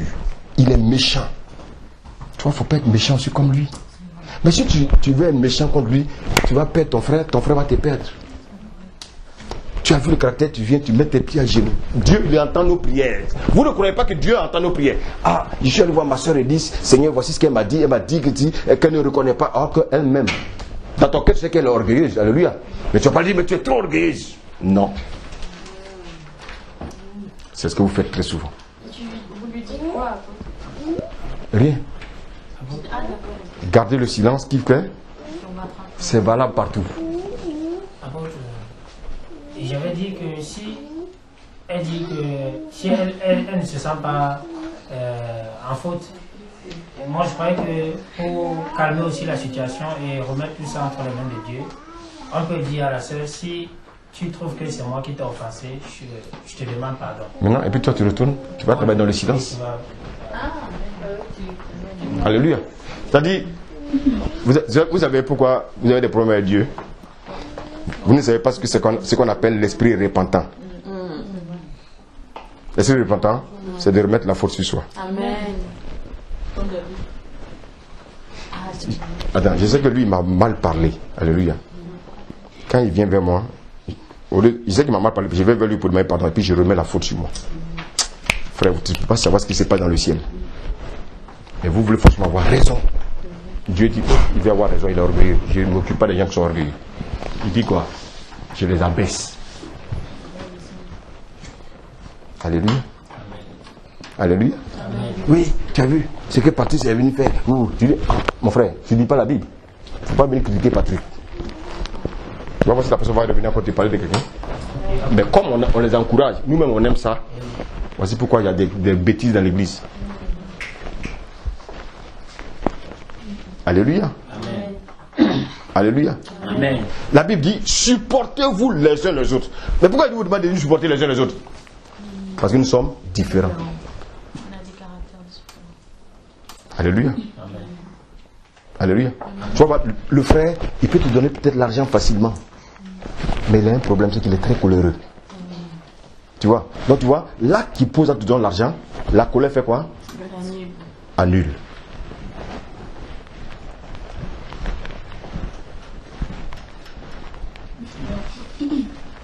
Si on ne sait pas, si dans une église, on ne sait pas se supporter les uns des autres, c'est-à-dire qu'on manque d'amour pour les autres. Et à l'extérieur, comment on peut aimer quelqu'un? Non, c'est l'hypocrisie. Attends, mais je vous pose la question. La Bible dit quoi? La Bible dit quoi? Avant d'aller, avant d'enlever, comment on appelle ça? La poudre qui est dans l'œil, non, la paille qui est dans l'œil de ton voisin. Il faut d'abord enlever quoi?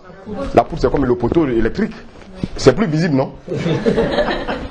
Mais toi, tu oublies que ton œil est poudre. Et puis tu dis, il y a un bois dans ton œil. Oh, le bois n'est même pas visible. C'est ce qu'on fait nous, là, les chrétiens. Alléluia. C'est vrai que la Bible dit, avant de venir conduire le peuple de Dieu, il faut que toi-même dans ta propre maison, tu sois un exemple.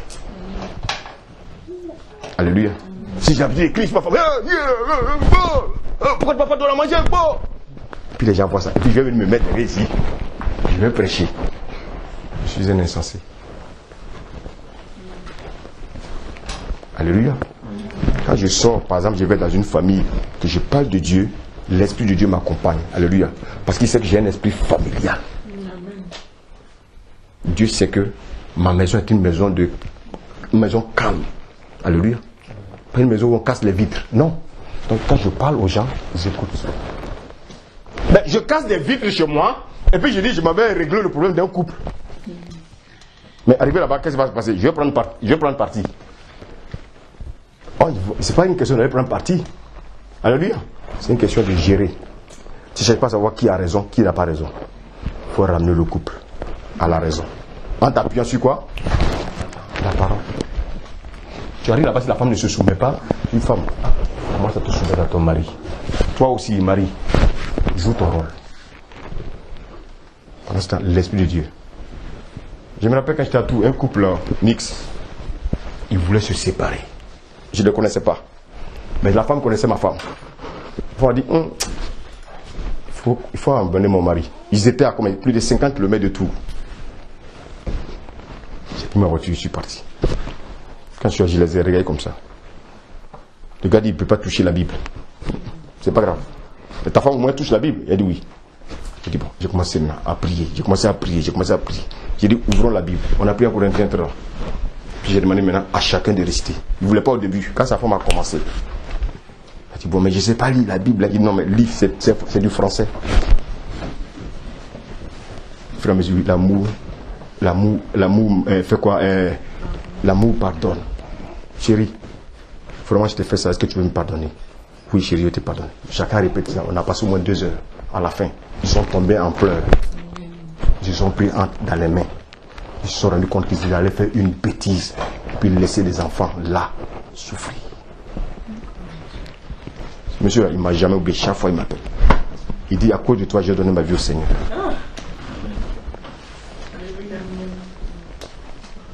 Pourquoi ils allaient divorcer? Alléluia. Vous savez pourquoi? La femme allait faire des courses et puis il restait 25 centimes parce qu'ils font des calculs.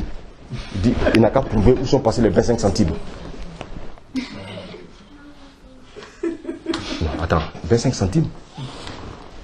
Il dit, il faut qu'elle prouve où sont passés les 25 centimes. Parce que lui, il a un cahier où il note tout. Une femme, une Ivoirienne. Elle vient de l'Ouest.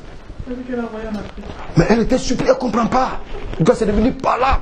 Le gars dit, bon, c'est comme ça, lui, il va. Elle aime trop dépenser. Mais aujourd'hui, même quand elle dépense même plus de 50 euros, ça ne lui dit plus rien. Parce que maman a été brisée. Oui, vous allez voir, en général, les divorces, c'est pour des petits problèmes. Mais comme chacun est orgueilleux, chacun ne veut pas s'abaisser. Chacun va de son côté. Et puis après, maintenant, ce sont les enfants qui souffrent. Alléluia. Alléluia.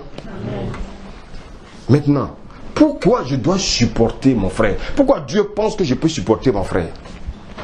Alléluia. Amen. Pourquoi Dieu pense que je peux supporter mon frère? S'il vous plaît, suivons le message, s'il vous plaît. Ne soyons pas distraits. Pourquoi Dieu veut que je supporte mon frère?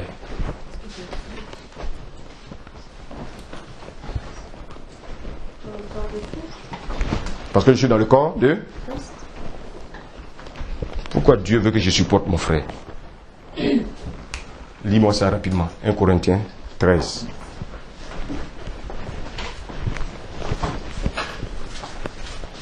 Verset 7.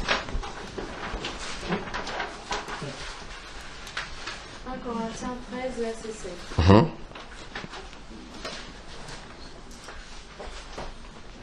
Elle excuse tout. Verset 7. 1 Corinthiens 13, verset 7. Alors. Mais elle se réjouit de la vérité. Elle excuse tout, elle croit tout, elle espère tout, elle supporte tout. Elle supporte. Donc pourquoi je dois supporter mon frère? Parce que c'est l'amour. Parce que l'amour supporte. On dit tout.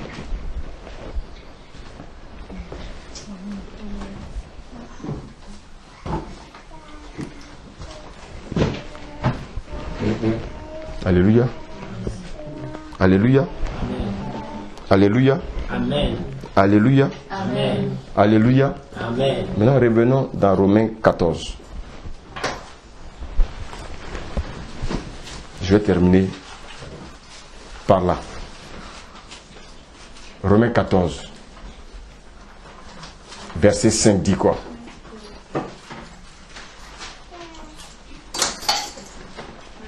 Oui. Romains 14, verset 5. Tel fait une distinction entre les jours. Tel autre les estime tous égaux. Que chacun ait en son esprit une pleine conviction. Ah, que chacun ait en son âme. Son esprit. Que chacun ait dans sa chair. Que chacun ait en son esprit une pleine non. Donc, la conviction est liée à l'esprit de Dieu. Donc, vous voyez, souvent on a des convictions qui sont charnelles. Alléluia. J'ai la conviction que oui, je dois aller au cinéma, donc je dois porter un pantalon. Ça c'est Dieu. Alléluia. Amen.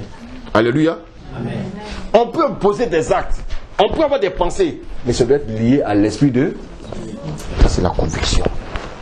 La conviction du chrétien doit être liée à l'esprit de Dieu. La conviction de Macron est liée à sa pyramide. Alléluia. Amen. Donc la conviction d'un païen est liée à sa chair. Que tu continues, je t'emmène dans la chambre. Tu as compris? Ça suffit là. Amen.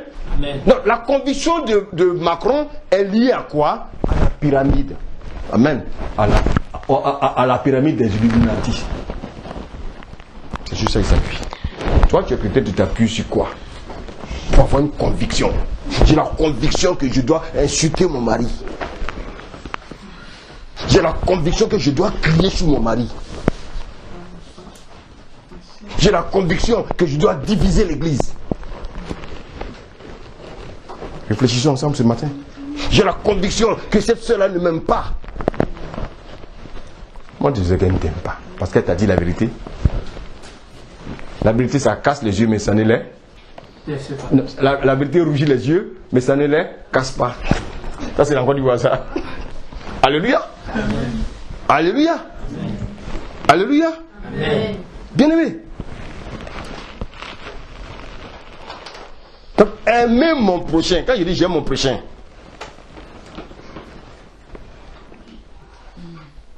c'est parce que Dieu veut que j'aime mon prochain. Alléluia.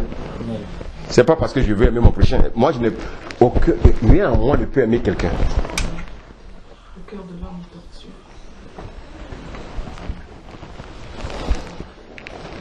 Alléluia. Amen. Je vais aider quelqu'un.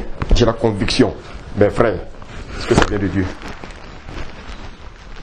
Quand aider quelqu'un, c'est bien. Il faut être rassuré que ça vient de Dieu. C'est pour ça que je dis, faisons attention à nos convictions. Alléluia. Alléluia. Amen. Donc la conviction nous amène à faire quoi? À rechercher la volonté de Dieu pour notre vie.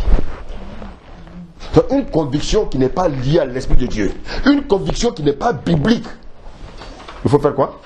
Parce que beaucoup tombent dans les raisonnements. Ah non, non, non, ah non, moi je sais que c'est ma conviction.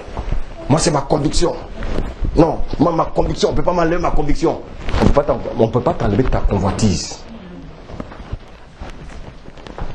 Galates 5, verset 13.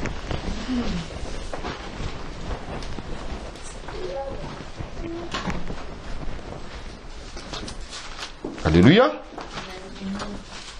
Que Dieu nous parle ce matin là. Amen.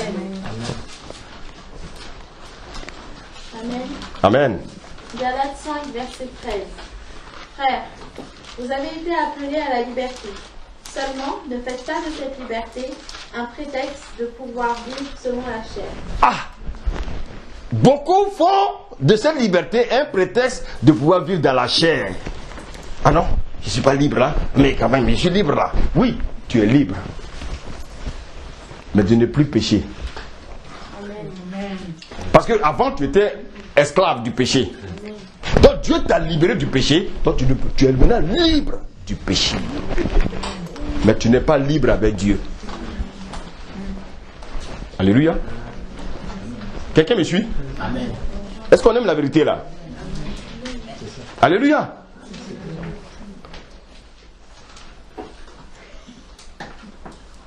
Alléluia. Vous savez souvent, les chrétiens disent, oui mais maintenant en Christ on est maintenant libre. Oh, mais tu es libre de quoi? Le peuple d'Israël était libéré d'où? Normalement ils devaient rentrer à Canaan, non? Puisqu'ils sont libres. Alléluia. Mais quand on pose la question, est-ce qu'ils étaient vraiment libérés? Non. Dieu les a amenés dans le désert pour faire quoi? Pour parler à leur cœur. Alléluia. Donc, ils étaient libres du péché. Alléluia. Mais ils n'étaient pas encore libres de la chair. La chair et ses convoitises. C'est ça que Dieu voulait enlever dans le désert. C'est ça qui nous fatigue. La chair qui vous fatigue actuellement là. Dieu veut enlever ça. Vous luttez avec Dieu. Oui. Si je comprends bien, nous en fait, nous sommes pendant les chrétiens, je parle du vrai chrétien, une fois qu'on est sorti du monde, notre désert vraiment c'est le dépouillement de la chair. En fait c'est ça tout de suite la vie quoi. Parce qu'on meurt maintenant et notre Canaan c'est après. Très bien. Mais malheureusement, à un moment quand ils marchaient dans le désert, qu'est-ce qu'ils ont dit? Ils veulent faire quoi? Il veut retourner en Égypte. C'est ce que les gens font. Je veux retourner au cinéma, je veux retourner à la piscine, tout ça là, on veut retourner.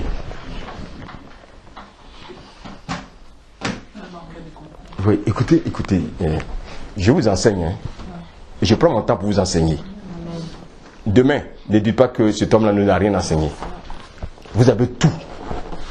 Le peuple dit non, on veut retourner parce qu'on veut aller manger des légumes. Mais, concombre. Non, vraiment, en Christ là maintenant, on peut même plus nager. Ça, le raisonnement commence. Alléluia. Et comme on aime trop nager, quand on prêche, on dit oui, les enseignements sont trop longs. Ouais, non? C'est-à-dire la chair est en train de prendre le dessus à la place des choses de Dieu. Alléluia. Amen. Alléluia. Donc, la chair est en train de prendre la place de Dieu. À un moment, quand tu vas vouloir quitter maintenant, tu cherches maintenant une occasion là. Qui va, je cherche au moment il faut que je trouve une situation moi pour partir. Tu vois, non? Donc on fouille. On fouille maintenant dans l'église qui va m'aider à partir. Tu vois maintenant? On cherche. Bon, lui là, non, depuis là non, je n'arrive pas. Bon, on va aller voir William. Donc, maintenant on cherche maintenant l'homme de Dieu maintenant. Quand il prêche, c'est trop long. Non mais je vais partir. La chair a des désirs contraires à ceux de l'esprit. Quelqu'un qui aime Dieu ne peut pas dire que les messages durs. C'est quand on n'aime pas Dieu qu'on dit que les messages sont durs. Donc bien aimé, ce n'est pas le fait d'aller prier qui fait que tu aimes Dieu. Dieu dit, si vous m'aimez, gardez mes... Non. Donc l'amour de Dieu c'est de garder ses Sa parole. Quand tu n'aimes pas sa parole, tu dis tu vas aller prier. Non, je prie seul à la maison. Vous voulez changer la Bible? Si vous m'aimez, gardez mes commandements. Dis non, ça dit trop. Oui, ça c'est des arguments. On cherche maintenant, on veut sortir. Donc on cherche un argument pour sortir. Tu comprends, non? Voilà. Ah, l'apôtre a divorcé. Il a divorcé. Voilà, on cherche un argument. Devant Dieu, c'est nul. Dieu va t'en vouloir. Parce que tu n'aimes pas la vérité.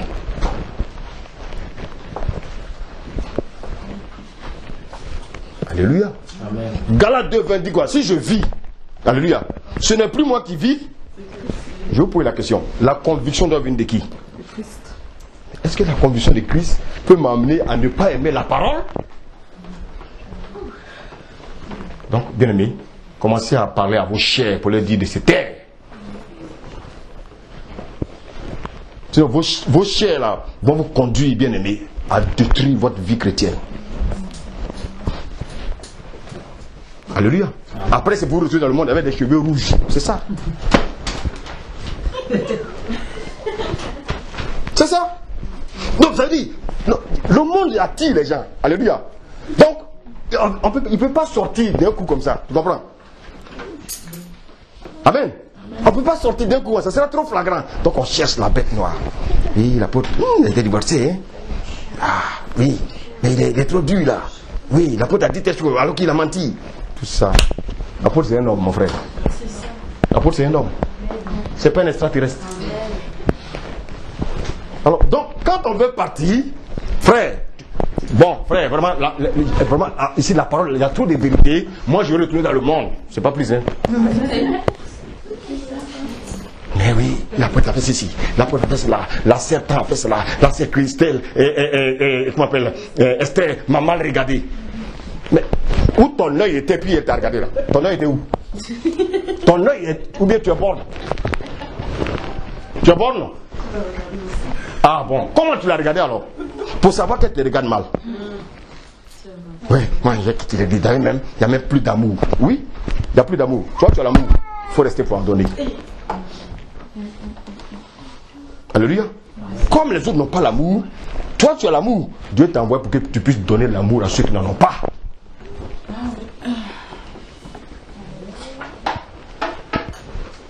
Alléluia. Amen. Vous cherchez à étiqueter les gens. Revoyez votre propre vie vous-même. Sinon vous allez courir d'église en église. Mais votre caractère ne va pas changer. Vous allez encore, vous allez partir là, vous allez encore faire des victimes. Parce que c'est votre caractère qui doit changer. Ce n'est pas le fait de se promener dans les églises. C'est le fait de ranger sa vie personnellement. Alléluia. Amen. Alléluia. Amen. Moi j'ai prié ma femme et moi j'ai prié seul. Ah, il faut que j'ai ma communion personnelle du Seigneur. Alléluia. Amen. Dieu doit me parler aussi à moi. Mais pour le bien du foyer, le bien du couple, je prends la main de mon mari ou bien de ma femme, on prie. Et après j'ai ma communion personnelle. Alléluia. Et tout ce que je reçois, je peux bien te dire. Si tu ne veux pas croire à ce que je te dis plus rien. Maintenant, si tu écoutes ce que je reçois, je te dis. Pas forcément ce qui arrange ta chair. Alléluia. Alléluia. Alléluia. Amen. Dans des assemblées, il y a des assemblées qui font les cultes les samedis, vous le savez. Mais, écoutez-moi bien.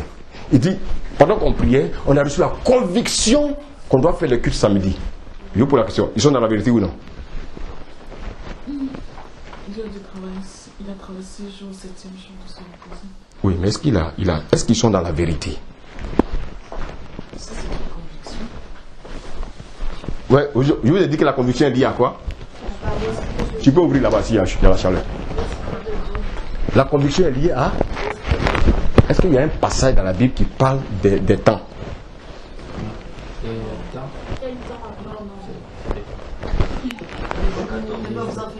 Romains 14, on va le relire.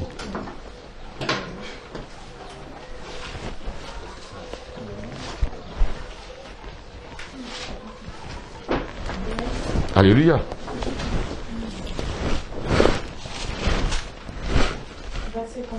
Romains 14, on va lire le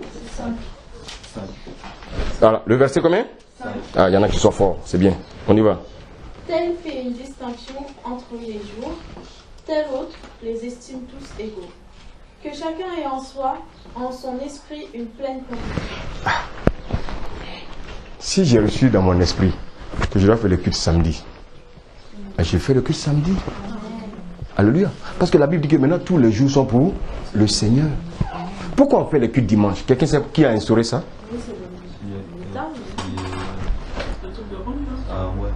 C'est l'église romaine. Parce qu'ils estiment que les dimanches, tout le monde est à la maison. Voici pourquoi Dieu dit tous les jours sont pour lui. Normalement, le Skype, on devait faire le Skype tous les jours. Mais comme vous voulez me frapper, donc je suis obligé de prendre chaque 2 jours.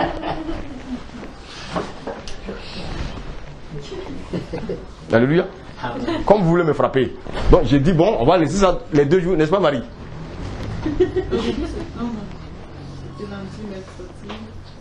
Au début c'était lundi, mais maintenant même j'ai dit, bon, maintenant c'est mercredi et vendredi.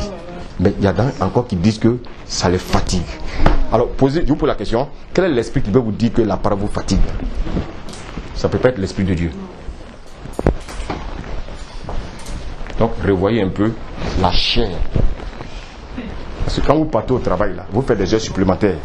Amen. Vous quittez la maison à 6 heures, vous travaillez qu'à 21 heures même souvent. Là, vous ne criez pas. Au Skype, pendant 2 heures, 3 heures, on va faire pour la présence de Dieu. On n'a même pas fait la moitié de ton travail. Tu cries. Et tu dis que tu aimes Dieu. On se moque de qui? De Dieu? Non. Alléluia. Quand tu montes dans le train à 4 heures du matin, là, tu cries. C'est là que tu dois crier. Quand tu vas au travail, tu dois crier, oh, le travail est trop. Parce qu'à la fin, il y a ça. C'est ça, non? Dieu ne te donne pas l'argent. Ton travail te donne l'argent. Donc tu ne te plains pas contre son employeur, mais tu te plains contre Dieu. C'est ça, murmurer. Il faut changer votre mentalité. Alléluia. Alléluia. Amen. Alléluia. Amen. Alléluia. Amen. Alléluia. Amen. Bien aimé, on va lire Romains 4.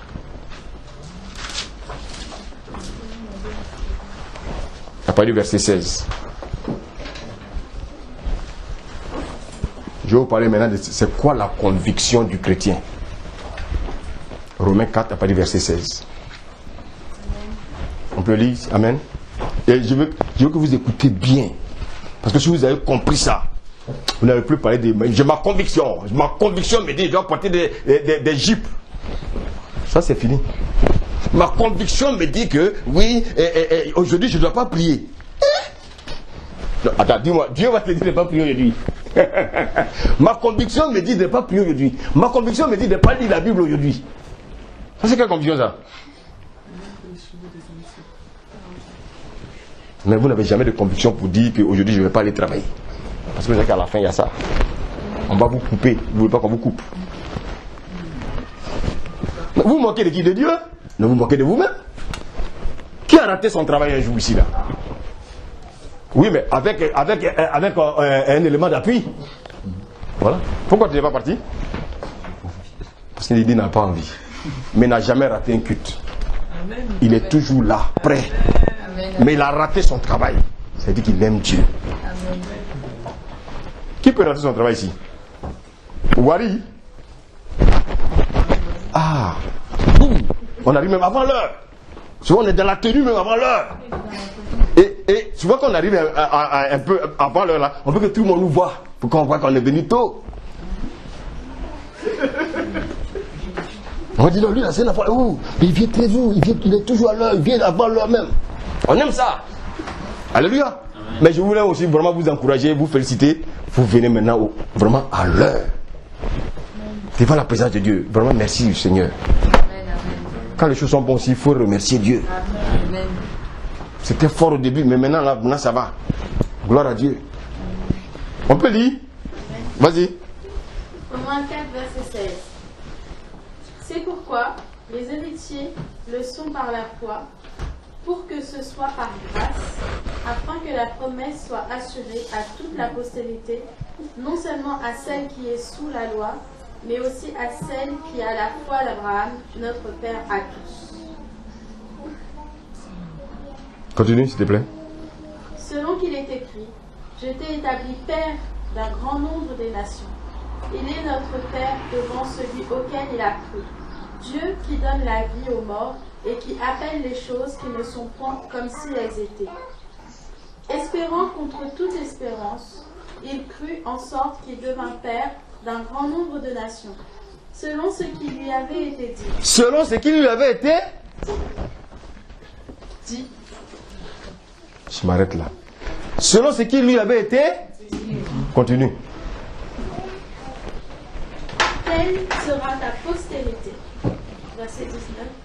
Et sans faiblir dans la foi, il ne considéra point que son corps était déjà usé, puisqu'il avait près de 100 ans, et que Sarah n'était plus en état d'avoir des enfants.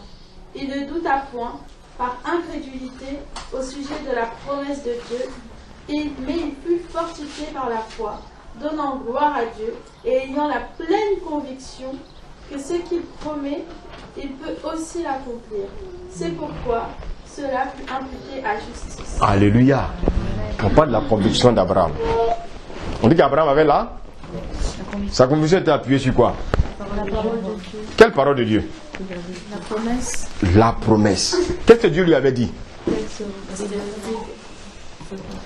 Ok. Donc, après ce passage-là, je veux un seul mot. C'est quoi la conviction? C'est la foi. La foi vient d'où? Est-ce qu'on entend bien d'eux? Donc je ne peux pas dire que j'ai la conviction. Alléluia. Ma conviction doit être appuyée sur la parole. Donc la conviction de Macron était appuyée sur ce que la pyramide lui avait dit. Alléluia. Toi, ta conviction, tu t'appuies sur ce que qui t'a dit? Ta chair ou bien Dieu? Donc si j'ai dit que je vais aller divorcer, c'est que ma conviction vient de qui? Ma chair. Alléluia. Mais quand j'ai dit, bon, aujourd'hui j'ai envie de prier, cette conviction vient de qui? De Dieu. Alléluia. La conviction est liée à l'esprit de Dieu. Alléluia. Ma conviction que j'ai vient de l'esprit de Dieu. Mais beaucoup ont de leur conviction qui vient de leur chair. Et c'est pour ça que je veux que vous fassiez la différence à partir d'aujourd'hui quand vous parlez de j'ai ma conviction. La conviction de Macron était appuyée sur la pyramide. Ce que les Illuminati lui ont dit. On va te faire président, voici ce que tu dois faire, voici ce que tu dois faire, voici ce que tu dois faire. Il dit, j'ai la pleine conviction que la France, quand il parle de ça, il sait sur quoi il s'appuie. Mais toi, ta conviction s'appuie sur quoi? Sur deux choses. Soit l'un, soit l'autre. Soit tu t'appuies sur ta chair pour avoir ta conviction, alléluia. Parce que je ne peux pas comprendre que quelqu'un qui brutalise sa femme peut me dire que sa conviction vient de Dieu. Alléluia. J'ai la conviction que je dois coucher avec la femme du voisin, ça ne peut pas venir de Dieu. Alléluia. Alléluia. J'ai la conviction que vraiment, il faut que je regarde les films à la télé au lieu d'écouter peut-être la parole de Dieu. Donc la conviction de regarder la télé vient de qui? Ça vient de qui? La chair. Ça vient de la chair. Parce que Dieu dit, n'aimez point le monde et les choses qui sont dans le monde. La télé est quelque chose qui est dans le monde. Je ne dis pas aux gens de ne pas regarder la télé. C'est pas ce que j'ai dit. Mais il ne faut pas que la télé prenne la place de la prière. Il ne faut pas que la télé prenne la place de la parole. Alléluia. Tu peux regarder la télé 1 heure, voir quelque chose, même si tu veux 2 heures. Mais frère, il faut que le reste du temps soit dans la méditation de la parole. Mais nous, on regarde 4 heures la télé, et puis quand on prend la Bible, 5 minutes, on dort. Seigneur, je te remercie pour le plat que tu m'as donné. On remercie tout Dieu seulement pour les plats. Donc, en 3 secondes, tu dis que tu as fait une prière, et puis tu commences à bailler. Mais devant la télévision, tu ne baillais pas. Est-ce que tu t'es déjà posé la question? Parce que tu es encore charnel. Quand on est charnel, on n'aime pas les choses de Dieu. Amen. Quand on est charnel, on s'éloigne des choses de Dieu. Adam et Ève étant devenus charnels, ils ont commencé à fuir qui? Dieu. La présence de Dieu. Dieu dit, Adam, où es-tu? Est-ce que Dieu ne savait pas où Adam était? Dieu ne savait pas. Quand il dit Adam, où es-tu? Ça dit, maintenant tu es dans quelle position? Tu n'es plus avec moi, tu es avec qui maintenant? C'est-à-dire, où tu es maintenant? Tu es maintenant avec qui? Tu es dans quelle position? Quelle est maintenant tes dispositions? Ils ont commencé à fuir Dieu. Donc quand on n'aime plus les choses de Dieu, c'est-à-dire la chair a pris toute la place. Ça veut dire que ça devient très dangereux. Bien aimé, la conviction d'Abraham était liée à ce que Dieu lui avait dit. Je vous pose la question, quelqu'un qui a 100 ans, il peut faire encore un enfant? Non. 100 ans, tu peux faire un enfant? Mais le truc ne bouge plus. 100 ans, il ne bouge plus. Il est mort. Sarah, la Bible dit, Sarah avait les seins morts, Donc les seins ne pouvaient plus rien produire. Mais la Bible dit, Abraham avait la conviction. Mais cette conviction était liée à quoi? À la promesse. À ce que Dieu lui avait dit. Donc la conviction c'est quoi? C'est la foi. Donc la conviction n'est pas liée à la chair. La conviction de Dieu, c'est lié à son esprit. Alors, souvent, il t'arrive souvent de dire, ça c'est ma conviction. Chacun est libre. Mais elle est liée à quoi? Maintenant, pour savoir maintenant à quoi est liée ta conviction, tu dois t'appuyer sur quoi? Sur quoi? La parole. Non, aujourd'hui il y a enseignement sur Skype. Mais je sens que je dois aller voir une copine. Non, répondez, hein. Ta chair te dit d'aller voir ta copine parce que ta chair n'aime pas le show de Dieu. Quand tu es dans la présence de Dieu, ça te gêne. C'est comme il y a un esprit qui te dit de quitter. Parce que tu n'aimes pas. Ça te fait pas du bien d'être la présence. C'est pas de ta faute. Il y a un esprit que tu dois combattre. Mais Dieu ne le fera pas à ta place. C'est une décision personnelle. Alléluia. C'est une décision personnelle. Alléluia. Alléluia. Alléluia. Amen. Oui, souvent, quand on dit oui, on est maintenant sous la grâce, les gens pensent que la grâce c'est la tolérance du péché. Le Seigneur dit quoi? Il a dit, dans la loi de Moïse, il a dit, celui qui fait quoi? Qui couche avec la femme de l'autre, il commet quoi? Un adultère. Mais Jésus est venu, il a dit quoi? On va lire Matthieu 5 pour être plus clair. Matthieu 5 verset 27. Suzanne.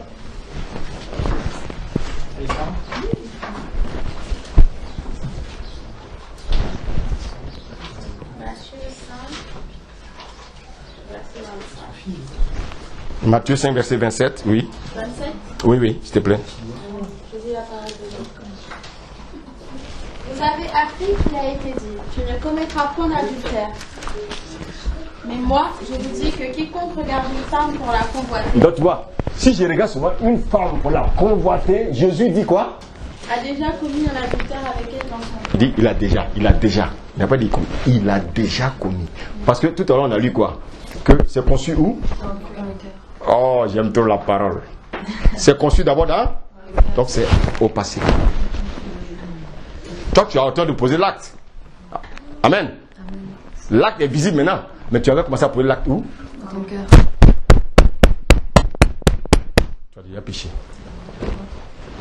Donc la grâce est plus dangereuse que la loi. C'est pour ça que les chrétiens ils vivent en désordre comme ils veulent. Jésus, il est au ciel avec lui, il les regarde seulement, il rit. Vous croyez que Dieu ne sait pas qui il aime? Il dit si vous m'aimez, gardez mes commandements. Vous ne gardez pas les commandements de Dieu, vous devez aimer Dieu. Alléluia. Donc je ne peux pas commettre l'adultère. Parce que la Bible dit quoi? Dans 1 Corinthiens 6 verset 10, il dit quoi? Il dit les impudiques, les adultères feront quoi? N'hériteront pas le royaume des cieux. Donc si je connais cette parole là, et puis il y a une pensée à moi qui me dit d'aller commettre l'adultère, tout de suite je dois me référer à la parole. Moi je veux hériter le royaume. Je ne veux pas commettre l'adultère. Bien aimé, ce matin je voulais qu'on partage ce message. Alors, de toi à moi, depuis que tu es chrétien,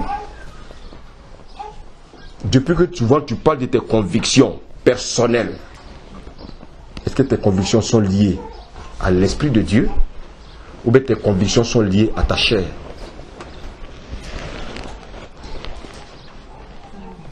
Le Seigneur nous parle maintenant ce matin. Alléluia. La Bible dit quoi? On reconnaîtra un arbre par. Donc, quand je parle de la conviction, qui me convainc? Qui me convainc? L'Esprit de Dieu. Parce que le Seigneur a dit quoi? Il est avantageux que je m'en aille, afin que le Saint-Esprit fasse quoi? Il viendra pour faire quoi? Pour me convaincre de quoi? Donc, dans le mot conviction, il y a le verbe convaincre. Comme l'a dit tout à l'heure Christophe. Donc, il est venu pour me convaincre du péché, de justice et de jugement. Donc, la conviction vient dans mon cœur. Ah, je sens que le Seigneur ne veut plus que je pêche. Ça, c'est une conviction qui vient de l'Esprit de Dieu. Alléluia. Bien-aimé, on va se lever, on va prier. Amen.